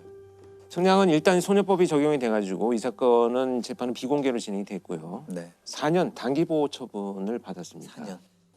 사실 수위가 높은 범죄였는데 처벌 논란이 꽤 있었을 것 같아요. 4년이잖아요. 보호처분. 성사미성년자니까 촉법소년. 표철 교수님은 촉법소년에 대해서 어떻게 생각하세요? 촉법소년 문제 간단치가 않죠. 근데 강한 처벌만이 해결책은 아닌 것은 분명하지만 가학적이고 강력한 범죄에 대해서는 오히려 처벌이 피해자에게도 그것이 어떤 회복 효과를 주진 않겠지만 그나마 회복의 출발점은 될 수 있거든요. 나에게 이런 행동을 한 가해자가 정의 심판을 받았고 처벌을 받았어 라는 것은 심리적 치료를 할 수 있는 첫 출발점은 돼요. 그런 출발점은 되기 때문에 강력범죄를 저지른 경우라면 온당한 처벌을 무겁게 받아야 한다. 그렇지 않고 또 주변의 잘못, 성인들의 잘못으로 인해서 행해진 그러한 청소년 범죄라면 그들에게는 환경 개선이 더 중요하다. 그것이 저는 핵심이라고 생각합니다. 근데 지금 소년범 같은 경우는 좀 다른 방식으로 우리가 좀 봐야 될 필요가 있어요. 소년법상 19세 미만을 소년이라고 하고 그 사이에도 여러 가지 나이로 분류가 되는데 10세가 되지 않은 아이들 같은 경우는 아무리 범죄를 저질러도 형사처벌되지 않고요. 그리고 10세 이상 만 14세 미만 이 사이에 있는 소년 범죄자들을 우리가 촉법소년이라고 많이 불러요. 촉법소년의 연령을 더 낮추는 얘기도 있고 여러 가지가 있지만 아무것도 아직 실행된 건 없어요. 이 형사 미성년자는 사실 14세 미만 되게 오래됐고 한 번도 변한 적이 없는 거거든요. 우리나라 그게 50년대, 1950년대. 53년에 형법 제정되고 한 번도 바뀌지 않았기 때문에 사실 형사 미성년자의 나이는 이제 좀 고민해봐야 될 것 같고 그래서 소년법도 이제 폐지하라는 여론이 사실 꽤 있어요. 그렇죠. 예. 지금 그런 소년법이라는 것 자체가 그러니까 반사회성을 가진 소년의 환경을 조정하고 품행을 교정하는 게 목적이거든요. 결국에는 이 사회로 다시 돌아와서 건전하게 성장할 수 있도록 소년들을 돕는 거거든요. 근데 제가 볼 때 소년법의 문제는 소년범죄 그 가정법원에서 심사하고 심리하고 이러면 정말 완전한 비공개고 검사가 들어가는 재판이 아니에요. 피해자들이 상당히 그 과정에 접근할 수가 없어요. 촉법소년은 체포 구속되지 않고 조사를 거부하거나 귀가 의사를 나타내면 사건 조사도 할 수 없습니다. 소년부로 송치된 후에는 피해자 가족이 재판 날짜를 알 수도, 재판에 참석할 수도, 어떤 처분을 받았는지도 알 수 없습니다. 사실은 지금의 그 처벌의 모습, 사법의 모습은 회복적 사법이라고 해서 모든 것을 진짜 원래대로 돌려놓는 데 이념이 있거든요. 근데 이 회복적 사법의 가장 전제가 되는 건 가해자의 책임과 사과거든요. 피해자에 대한 사과. 그런데 피해자가 원하는 그렇죠. 동의가 있어야 돼요. 전제가 있어요. 그리고 가해자도 충분히 반성하고 피해자에게 사죄할 명확한 의사가 있을 때 이것을 확인했을 때 그 다음에 준비 안 된 미숙한 가해자가 자기는 미안하다고 사죄한다고 하지만 그게 피해자에게 더 상처를 더 덧낼 수도 있거든요. 그렇게 하지 않도록 훈련된 그 중재자가 미리 얘기를 나누고 조정한 다음에 하는 거죠. 훈련된 중재자가 없어요. 그래서 안 되는 거예요. 그게 그게 핵심이죠. 그냥 돈으로 범죄 피해를 흥정하려고 한다는 생각 때문에 피해자들이 오히려 더 반감을 가진 경우가 많아요. 근데 이런 절차가 지금 이 소년법은 소년을 보호한다는 목적에 의해서 이런 것들이 많이 좀 잘 지켜지지 않고 있고 이런 것들을 하나도 개선을 안 하면서 소년범법을 없애라, 소년범을 강력하게 처벌하라 하는 것은 사실은 근본적인 해결 방안은 전 아니라고 생각을 해요. 결국 이런 아이들의 범죄는 성인 범죄로 이어질 가능성이 굉장히 높습니다. 결국 재범이 높다라는 이런 의미가 되겠고요. 그렇기 때문에 강력한 처벌, 당연히 논의가 되어야 되겠고 당사자한테 교정의 기회를 줄 수 있는 것들도 좀 연구가 돼야 되고 반드시 병행할 것이 이제 심리치료도 좀 국가에서 적극적인 개입을 하는 것이 교정뿐만 아니라 본질적인 예방을 하는데 도움이 되지 않겠나 하는 고민을 해봅니다. 참 이 촉법소년 그리고 또 소년범죄 얘기는 참 마음 무겁습니다. 무겁죠. 예. 그래서 제가 좀 마지막으로 드리고 싶은 말씀은 제가 이 사건을 굳이 오래됐지만 꺼낸 이유 중에 하나가 이런 케이스들을 통해서 우리가 무엇을 좀 놓쳤는가를 한두 가지라도 좀 찾아보자라는 간절한 심정이 있었어요. 왜냐하면 이때 내가 면담을 하면서 어른으로서 어떻게 무엇부터 접근해야 될지 너무 막막함을 느꼈기 때문에 벌써 20년이라는 세월이 지났는데 유사한 범죄들이 더 잔혹해졌다면 참 무엇을 했는가라는 좀 어떤 그 죄책감도 들고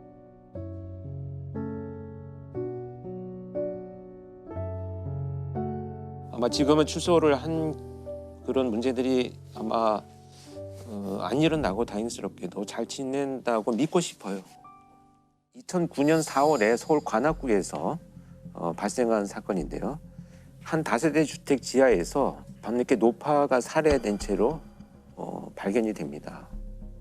발견 당시에 이제 그 출입문은 시정 장치가 반쯤 걸쳐 있었어요. 그러니까 잠기지도 않고 열리지도 않고 반쯤 걸쳐 있는 상태로 최초에 발견이 됐고요. 피해자는 이제 혼자 살고 계시는 이 노파였었는데 방 한가운데서 이불이 한 절반쯤 덮여 있고 잠자고 있던 매트에서 조금 벗어난 상태로 발견이 됩니다. 근데 이 사건에서는 특이한 점이 뭐냐면 첫 번째로 이 사망한 노파의 몸 위에 흰색 가루가 가득 덮여져 있었어요. 흰색 가루? 흰색 가루가. 이 흰색 가루를 확인을 해보니까 거기에 있던 밀가루와 설탕이 있었는데 그러니까 그 집에 있는 물건으로 뿌려져 있다. 이것이 이제 확인이 되죠. 그 다음에 이제 침입을 하거나 도주를 했다면 당연히 나타나야 될 족 흔적이 나타나지가 않았습니다. 그래서 굉장히 좀 특이하죠. 그다음에 이제 싱크대 위를 보니까 그 집에 쓰던 부엌칼이 하나 놓여 있었는데 깨끗하게 닦여져 있었어요. 그것을 수거해서 과학수사위원들이 확인을 해보니까 피해자의 DNA가 확보가 됩니다. 그것이 범행 도구인 거죠. 나름대로 뭔가 증거인멸을 하기 위한 노력들을 많이 했는데 그러다 보니 오히려 많은 행동의 특징들, 사실 증거 흔적들을 많이 흘려놓고 간 상황이거든요. 그런데 이제 특히 여기서 이상한 행동 중에 하나는 범죄 현장의 범행 도구를 가져가거나 인멸을 했었어야 되는데 깨끗이 닦아서 마치 아무 일도 없었듯이 놓고 간 점. 그리고 그 밀가루랑 설탕이 그 집에 있는 싱크대 밑에 우리가 이제 수납하는 장이 있잖아요. 그 장소에 놓여 있는데 조금 부자연스럽게 이렇게 흘려져 있는 상태로 발견이 됩니다. 그렇다면 범죄자의 행동은 그 긴박한 상황에 그 집에 있는 물건을 꺼내와서 뿌리고 다시 그대로 정리를 해놓고 갔다는 이런 의미가 되겠죠. 이상한. 그 사소하지만 한 가지의 그런 행동 흔적들이 몇 가지가 연결이 되면 전반적인 그 사람의 성향을 추론하는데 굉장히 큰 단서가 되기도 합니다. 그래서 이런 것이 종합적으로 봤을 때는 습관적으로 갖고 있는 정리정돈을 하는 행동 특성인데 사실 이게 좀 어떤 측면에서 보면 그거 하나 가지고 범죄자의 성향을 추론하느냐라고 하겠지만 순간적으로 긴장 상태에서 일어나는 어떤 행동들은 그 사람이 평상시 갖고 있는 습관들을 굉장히 많이 보여주는 단서가 되기도 하거든요. 그러니까 보통 긴장했을 때 무의식 속에서 몸의 밴 행동이 나온다는 거죠. 그래서 이 정리하고 간 행동들 이런 것들을 보면 상당히 좀 강박적인 성향을 갖고 있을 것이다. 이 강박적인 성향의 이제 기제는 불안이거든요. 불안도가 높다는 거예요. 그리고 보통 피해자의 집에 대한 피해자의 정보가 없다면 범죄자들은 굉장히 서둘러요. 그렇죠. 근데 이렇게 차근차근 인멸하고 제자리에 자기 습성을 드러낼 정도 되면 더 이상 이 장소에는 누군가 이 시간대에 오지 않을 것이다라고 하는 정보를 알고 있다. 이런 이제 한 계단 한 계단씩 올라가는 이제 단서가 되기도 하죠. 그런데 이제 여기서 굉장히 중요한 것은 뭐냐면 바로 앞에 할머니 이 노파에 가방이 놓여 있었어요. 근데 이 가방 위에 흰 가루가 묻어 있습니다. 자, 그렇다면 이제 시간 순서가 우리 이제 배열이 되죠.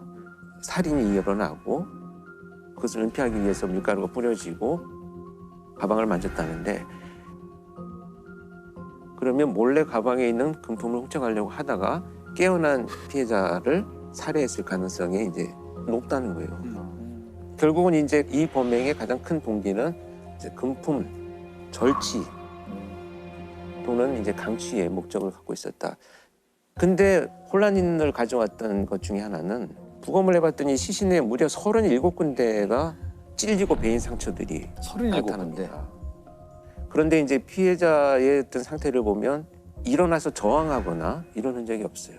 그러니까 아주 저항이 없는 상태에서도 불구하고 37군데나 이 공격을 했다라고 하는 것이 기존에 이 피해자와 어떤 감정적인 교류들이 분명히 있었을 것을 예상을 하게 됩니다. 야, 근데 이거 뭐 범인 찾아내기가 되게 힘들 것 같은데 찾아냈나요? 네, 그래서 이제 경찰이 당연히 수사를 하고요. 사건이 발생했으니 이제 옆집에부터 가장 먼저 탐문을 해야 되겠죠. 근데 옆집에서 거주하고 있는 사람들의 상황을 보니까 건축 노동 일을 하는 아버지와 아들 둘이 거주하고 있었습니다. 근데 이제 큰아들은 직장이 없이 혼자 집에서 주로 있었고 둘째 아들은 이제 밤에 주점에서 이제 일을 하고 그 당일날 그렇다면 사건이 발생하던 당일날 집에 누가 있었느냐 했더니 아버지와 이제 동생은 일을 하러 나갔고 네. 큰아들만 집에 있었던 거죠. 집에 있었어요. 네. 그런데 이제 질문을 하는 과정에서 수상한 점을 포착을 합니다. 이 큰아들의 진술이 뭐냐면 당일날 사실은 내가 무서워서 말을 못했지만 밤늦게 PC방을 가려고 가다 보니 문이 반쯤 열려 있어서 할머니가 혼자 사시는데 왜 문이 열려 있는가 문을 열고 들어가 봤다는 거예요. 할머니가 피를 흘리고 쓰러져 있었고 그 위에 하얀 밀가루 같은 것이 뿌려져 있는 것을 내가 봤다는 거죠. 자세하네요. 예. 20대 초반이었었는데 당시에 너무 놀라고 두려워서 자기는 그냥 의심받을까 봐 나왔다. 이렇게 주장을 합니다. 되게 수상하네요. 그렇죠. 경찰이 이제 이 수사를 진행하게 되는데 이제 시신에서 발견된 그 밀가루가 네. 큰아들의 집 입구에서도 발견이 됩니다. 미세량이. 어떻게 보면 굉장히 타당해요. 들어갔으니까. 들어가서 내가 봤다니까. 봤었다. 그리고 너무 놀라서 밟고 나온 것 같다라고 주장을 하니까 이건 사실 정황은 굉장히 의심이 이제 짙어지긴 하지만 이 증거로 활용하기는 굉장히 어려운 이제 상황이 되죠. 실제 무서워서 나왔나 보다 하는 거죠. 그냥. 그렇죠. 그것에 대해서는 뭐 입증할 방법은 없는 거죠. 그럼 일단 경찰이 의심이 되면 약간 물증을 찾아야 될 텐데요. 그래서 이제 경찰이 이제 이 집에 압수수색을 시작을 합니다. 압수수색을 시작을 하고 나서 발견한 게 뭐냐면 큰아들이 사용하는 책상, 서랍 속에서 검정색 장갑을 하나 발견하는데 이 장갑에서 피해자의 혈흔을 찾아요. 그래서 이제 일단은 아들을 체포를 하게 되죠. 그런데 어떻게 진술을 하면서 부인했냐면 다시 내가 생각을 해보니 피를 흘리면서 쓰러져 있는 할머니를 내가 손으로 흔들어 봤다는 거죠. 말도 안 되긴 하는데 그래도. 근데 이거요 굉장히 수사에서 여러분들 지난번에도 한번 말씀드렸다시피 이거 법정에 사실 인정받기 어렵거든요. 그래서 마지막까지 빠져나갈 수 없는 증거를 확보하지 않는다면 이 정도 정황만 가지고 체포해서 정말 자백을 받아낼 수는 없잖아요. 지금 이 시기에. 그러니까요. 그래서 이제 이렇게 부인을 하기 시작을 하니까 수사팀에서 요청을 합니다. 계속 부인을 하고 있는데 일단 성형 파악을 위한 프로파일링 분석을 좀 해달라. 그래서 이제 투입이 되어가지고 1차로는 이제 동생을 만났어요. 형에 대해서 어떻게 생각하느냐 했더니 그런 일을 할 만큼 배포가 큰 사람은 아니다. 우리는. 근데 왜 그러냐 했더니 너무 소심하고 겁이 많고 평소에도 불안도가 높다는 거예요. 그런데 일단은 저는 좀 더 의심이 되죠. 그래서 이제 당사자를 이제 출감을 해서 면담을 하는데 이제 트레이닝복을 입고 있었습니다. 유치장에서. 그 추울 때가 아니었었는데 다 채워서. 예, 자크를 목에까지 올리고 유심히 저를 보더니 혹시 영안실을 갔다 왔습니까? 이렇게 질문을 하는 거예요. 왜 그러느냐 했더니 어디서 썩는 냄새가 난다. 시신의 냄새가 난다. 자, 이 약간의 어떤 이 망상과 관련된 문제가 개입이 되어 있는, 그러니까 불안이 굉장히 높은 어떤 망상들. 그래서 이제 그 어린 시절에 대한 것을 물어봤어요. 과연 어떤 문제가 있느냐. 5살 정도 될 때 이제 그 생모가 가출을 하면서 할머니 조모한테 이제 맡겨져서 생활을 했는데 이 할머니가 돌아가시면서 큰 충격을 받게 됩니다.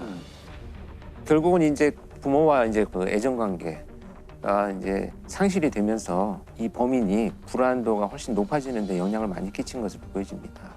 이제 이런 것이 이제 공격성 그리고 불안을 심화시키는 요인으로 작용한 것으로 해석이 됩니다.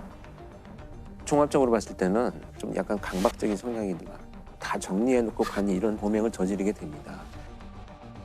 결국은 이런 내용들을 수사팀에 이제 그 전달을 하고요. 아주 경험이 많은 그 수사팀장하고 수사위원들이 이제 신문을 해서 이제 자격을 결국 받아냅니다. 그러면 범행을 저지른 이유가 뭐였나요? 정말 진짜 제가 그 자격을 받으면서도 어이가 없었던 것이 동생이 밤새 일을 하면서 이제 돈을 조금 주면 그 용돈을 가지고 PC방에 가서 이제 시간을 보내고 집으로 오는 이런 삶의 패턴을 갖고 있었는데 그날따라 이제 동생한테 돈을 받지 못합니다. 그래서 이제 PC방에 갈 돈이 없으니까 그 할머니의 돈을 절취하기 위해서 몰래 절취하기 위해서 이제 들어갑니다. 들어갔는데 지나가는 과정에서 이제 할머니가 잠을 깨요. 그러니까 이 얼굴을 알아보잖아요. 얼굴을 알아본다는 이유로 느닷없이 이제 칼을 가져와서 무려 37차례나 찔러서 감정을 표출을 합니다. 그런데 이제 37번이라고 하는 무차별 공격에 대한 원인이 어디에 있었느냐. 경찰이 수사를 해보니까 조금 할머니가 왜 친절하게 대하지 않았다는 거죠. 이제 친절하게 안 한다는 생각은 이제 주관적인 자기가 경험하는 거죠. 그 자신이 주관적으로 경험하는 이런 분노들이 이제 형성이 되어 있었던 것으로 이제 추정이 됩니다. 어쨌든 이제 살인을 저지르고 나서 밀가루하고 설탕을 뿌리죠.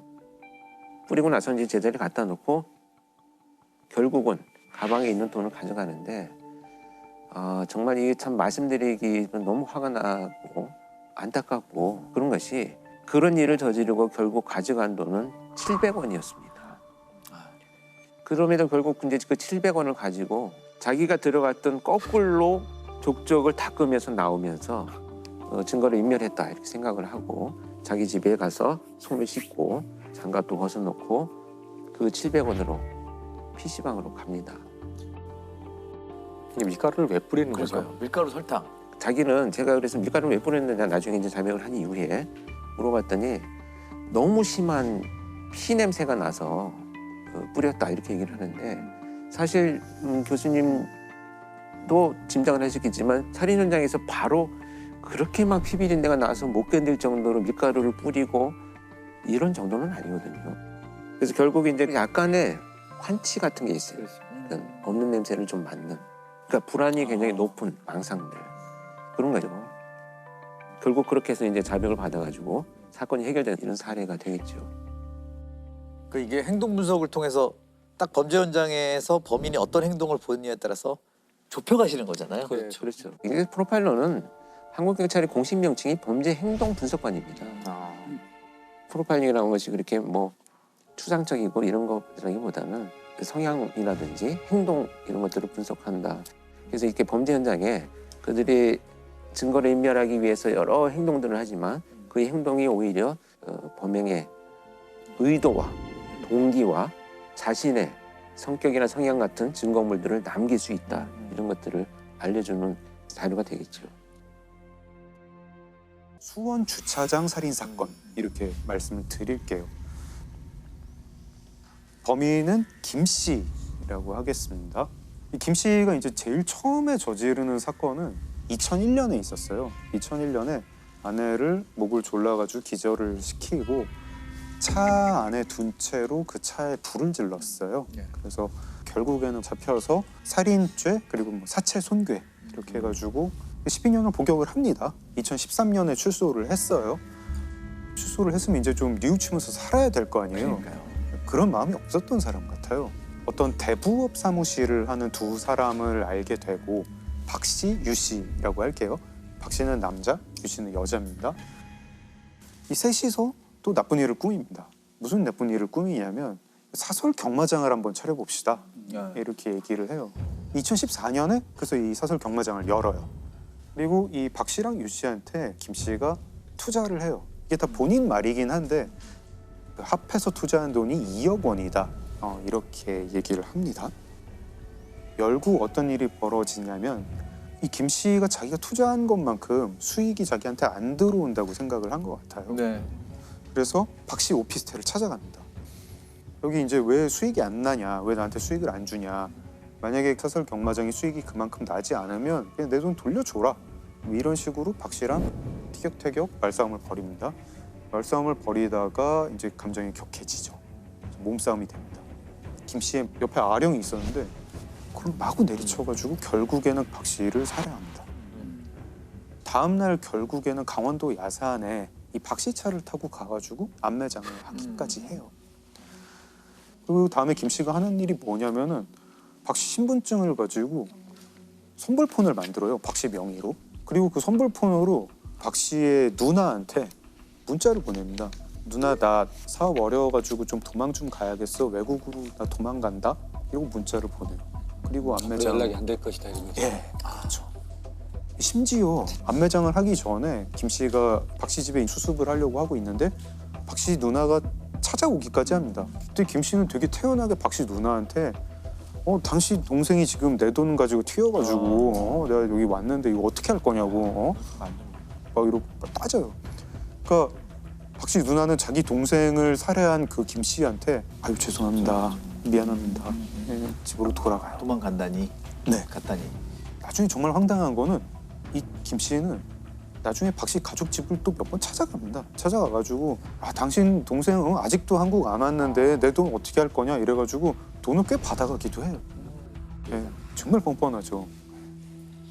그리고 이제 가끔 가다가 그 박 씨 명의로 개설한 선불폰 이걸 가지고 박 씨 가족들, 지인들 그리고 심지어 자기랑 사설 경마장을 같이 운영하던 유 씨한테도 문자를 보냅니다. 살아있는 척, 도피 중인 척 하면서. 그래서 박 씨 가족은 그 박 씨가 사망했다는 사실을 전혀 눈치도 못 채고 실종 신고도 안 했어요. 어딘가 숨어 있구나. 네, 이렇게 2년이 지나갑니다. 굉장히 보통 거는 좌불안석이었을 것 같은데 어떻게 지냅니까, 김 씨가 그래서? 원래 그 셋이서 사설 경마장을 하고 있었잖아요. 근데 이제 박 씨가 사망했으니까 김 씨랑 유 씨랑 둘이서 경마장을 하게 됐죠. 사업이 잘 됐어요. 그래가지고 게임장도 열었어요. 둘이서 이제 사업을 하는데 또 김 씨가 이 탐욕스러운 마음이 생기는 거예요. 뭔가 수익 배분을 난 좀 더 받고 싶다. 유 씨한테도 이제 슬슬 불만이 생기는 거예요. 그래서 유 씨를 많이 불러내는데 박 씨 휴대폰으로 불러내요. 수원의 어떤 건물 지하 주차장으로 이렇게 불러내니까 아마 그 유 씨는 그 2년 전에 도망간 박 씨가를 이제 오랜만에 만나겠네 하면서 왔겠죠. 나왔는데 그 지하 주차장에서 있던 거는 이제 김 씨가 나오고 유 씨가 타고 있던 차에 김 씨가 이제 들어갑니다. 거기서 또 말썽을 하다가 김 씨가 유 씨를 목을 졸라가지고 살해를 합니다. 되게 좀 악마 같은 사람인 것 같아요. 그리고 이제 정말 대담한 게 뭐냐면 그래도 박 씨는 이 살해를 한 다음에 안매장을 했잖아요. 네. 이제는 뭐 안매장도 약간 좀 성가시다? 그냥 유 씨를 트렁크도 아니고 뒷좌석에 눕히고 그 위에 티슈 한 장 올리고 그때 밤이었는데 수원에서 두 번째로 큰 공영 주차장에 갑니다. 야외 주차장이에요. 네. 그 날이 이제 일요일 밤이었거든요. 이 주차장은 주말에 쉬어요. 그리고 CCTV도 별로 많이 설치가 돼 있지 않은 그런 주차장이었어요. 거기에 그 차를 몰고 갑니다. 가서 그날 맑은 날이었거든요. 차에서 내릴 때는 우산을 펴고 내려요. 얼굴 가리는 용도로. 새벽 1시에 또 그 박씨 선불폰으로 자기가 알던 변호사 사무실 직원한테 문자를 보내는데 문자 내용이 형님 제가 같이 일하던 여자를 죽였어요. 지금 그 시신을 수원의 무슨 공영 주차장에 차에 뒀는데 차 번호가 이거예요. 형님이 경찰에 신고를 해주시면 제가 한 달 내에 자수하겠습니다. 이 문자를 받은 변호사 사무실 직원은 박 씨라고 생각을 하죠. 최근에 모습이 안 보였던 그 박 씨. 이 변호사 사무실 직원이 놀래가지고 아침에 경찰에 신고를 합니다. 그 수원 공영 주차장에 갔더니 그 번호 차가 있어요. 봤더니 이제 어느 여인이 뒷좌석에 누워 있고 얼굴에는 티슈가 덮여 있고 목 절려 죽은 것 같아 보이는 상태로 사망을 했죠. 오늘 오전 10시쯤 수원시 한 공영 주차장에서 60살 여성이 승용차 뒷좌석에서 숨진 채 발견됐습니다. 경찰은 오늘 오전 지인인 여성을 살해한 뒤 차 안에 방치했다는 내용의 문자 메시지를 받은 신고자의 제보로 수색을 했다고 밝혔습니다. 경찰이 이제 수사하는데 이제 제일 먼저 하는 거는 그 문자 보낸 박 씨라는 사람 찾아야죠. 근데 좀 이상한 거예요. 이 박 씨는 외국에 있다고 하는데 박 씨 휴대폰은 국내에 있어요. 그렇죠, 기지국 그렇죠. 국내에 있고 휴대폰 통화 내역을 봤는데 모든 사람과 문자로만 소통을 하고 이 박 씨는 뭐 이렇게 한의원을 주기적으로 가가지고 뭐 물리치료를 받는 사람이었다고 해요. 최근 2년 새 받은 적이 없고 신용카드 쓴 적도 없고 너무 생활 반응이 없는 거예요. 네. 소위 이제 생활 반응이라고 하는 것은 이제 법의학에서 얘기하는 생활 반응하고는 완전히 다른 의미인데 생존 반응이라고 이제 쉽게 해석을 하죠.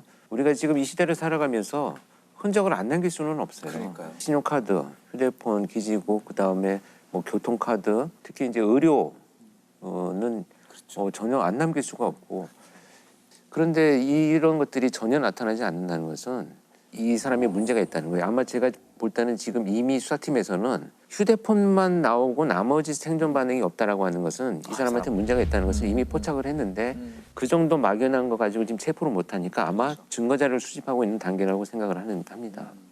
사실 뭐 이렇게 생존 반응이 없으니까 경찰에서 수사하면서 뭐 그렇게 오래 걸리지도 않았어요. 금방 알았어요. 이거 산 사람이 아니구나. 누가 이 폰을 가지고 문자를 보내고 있구나. 누굴까? 근데 이게 너무 쉬운 게 김 씨 핸드폰이랑 박 씨 핸드폰은 늘 기지국이 같은 거예요. 그럼 김 씨죠. 바로 체포를 합니다. 거기서 다시 나오네요. 그리고 그 우산도 참 뭐 오히려 덜미를 잡게 해준 게 우산을 비닐봉투에 넣는 게 CCTV에 잡히거든요. 그리고 조금 있다 보니까 김 씨 집 주변에서 김 씨가 그 똑같은 비닐봉투를 들고 있는 게 또 잡혀요. 그래가지고 뭐 이거 두 개 맞으니까 데려다 놓고 이제 피의자 신문을 하죠. 경기도 수원의 공영 주차장에서 60대 여성을 살해한 남성이 2년 전에도 살인을 저지른 것으로 드러났습니다. 동업자를 살해한 혐의를 받고 있는 60살 김모 씨가 결국 2년 전 돈 문제로 다투다 박 씨를 살해해 강원도의 한 야산에 묻은 혐의도 털어났습니다. 이 사람은 2001년에 교도소에 가서 2013년에 나왔잖아요.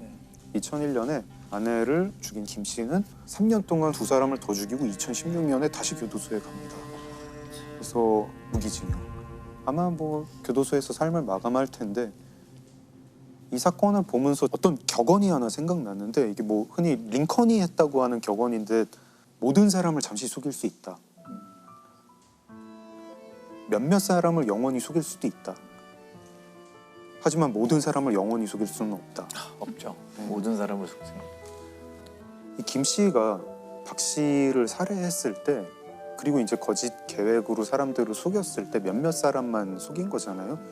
근데 그러고 나서 유 씨를 살해한 다음에는 이제 간 크게도 수사기관을 속여야겠다. 내가 모든 사람을 속여보겠다라고 했더니 며칠도 안 돼가지고 그냥 바로 들통이 났습니다. 강 변호사 얘기 들으니까 의외로 완전 범죄라고 범인이 안 잡힌 것들은 그냥 우연히 안 잡혔을 것 같아요. 그쵸. 완전 범죄를 꿈꿨던 사람들은 다 잡히고 네. 어떻게 하다 보니 안 잡힌 사람들일 것 같아요. 맞아요. 미제 사건들은. 네. 어떻게 보면 그런 경향성이 높아요. 그렇죠. 네. 그러니까 완전 범죄 자체가 본인의 계획이 성공해서 안 잡힌 게 아니고 그냥 이상한 예상할 수 없는 우연히 뭐 깃들어가지고 안 잡힌 거지 역시 그 완전한 알리바이 이런 건 없는 것 같아요. 피해자를 위해서라도 이 사건의 진실이 밝혀지는 건 정말 중요한 것 같습니다.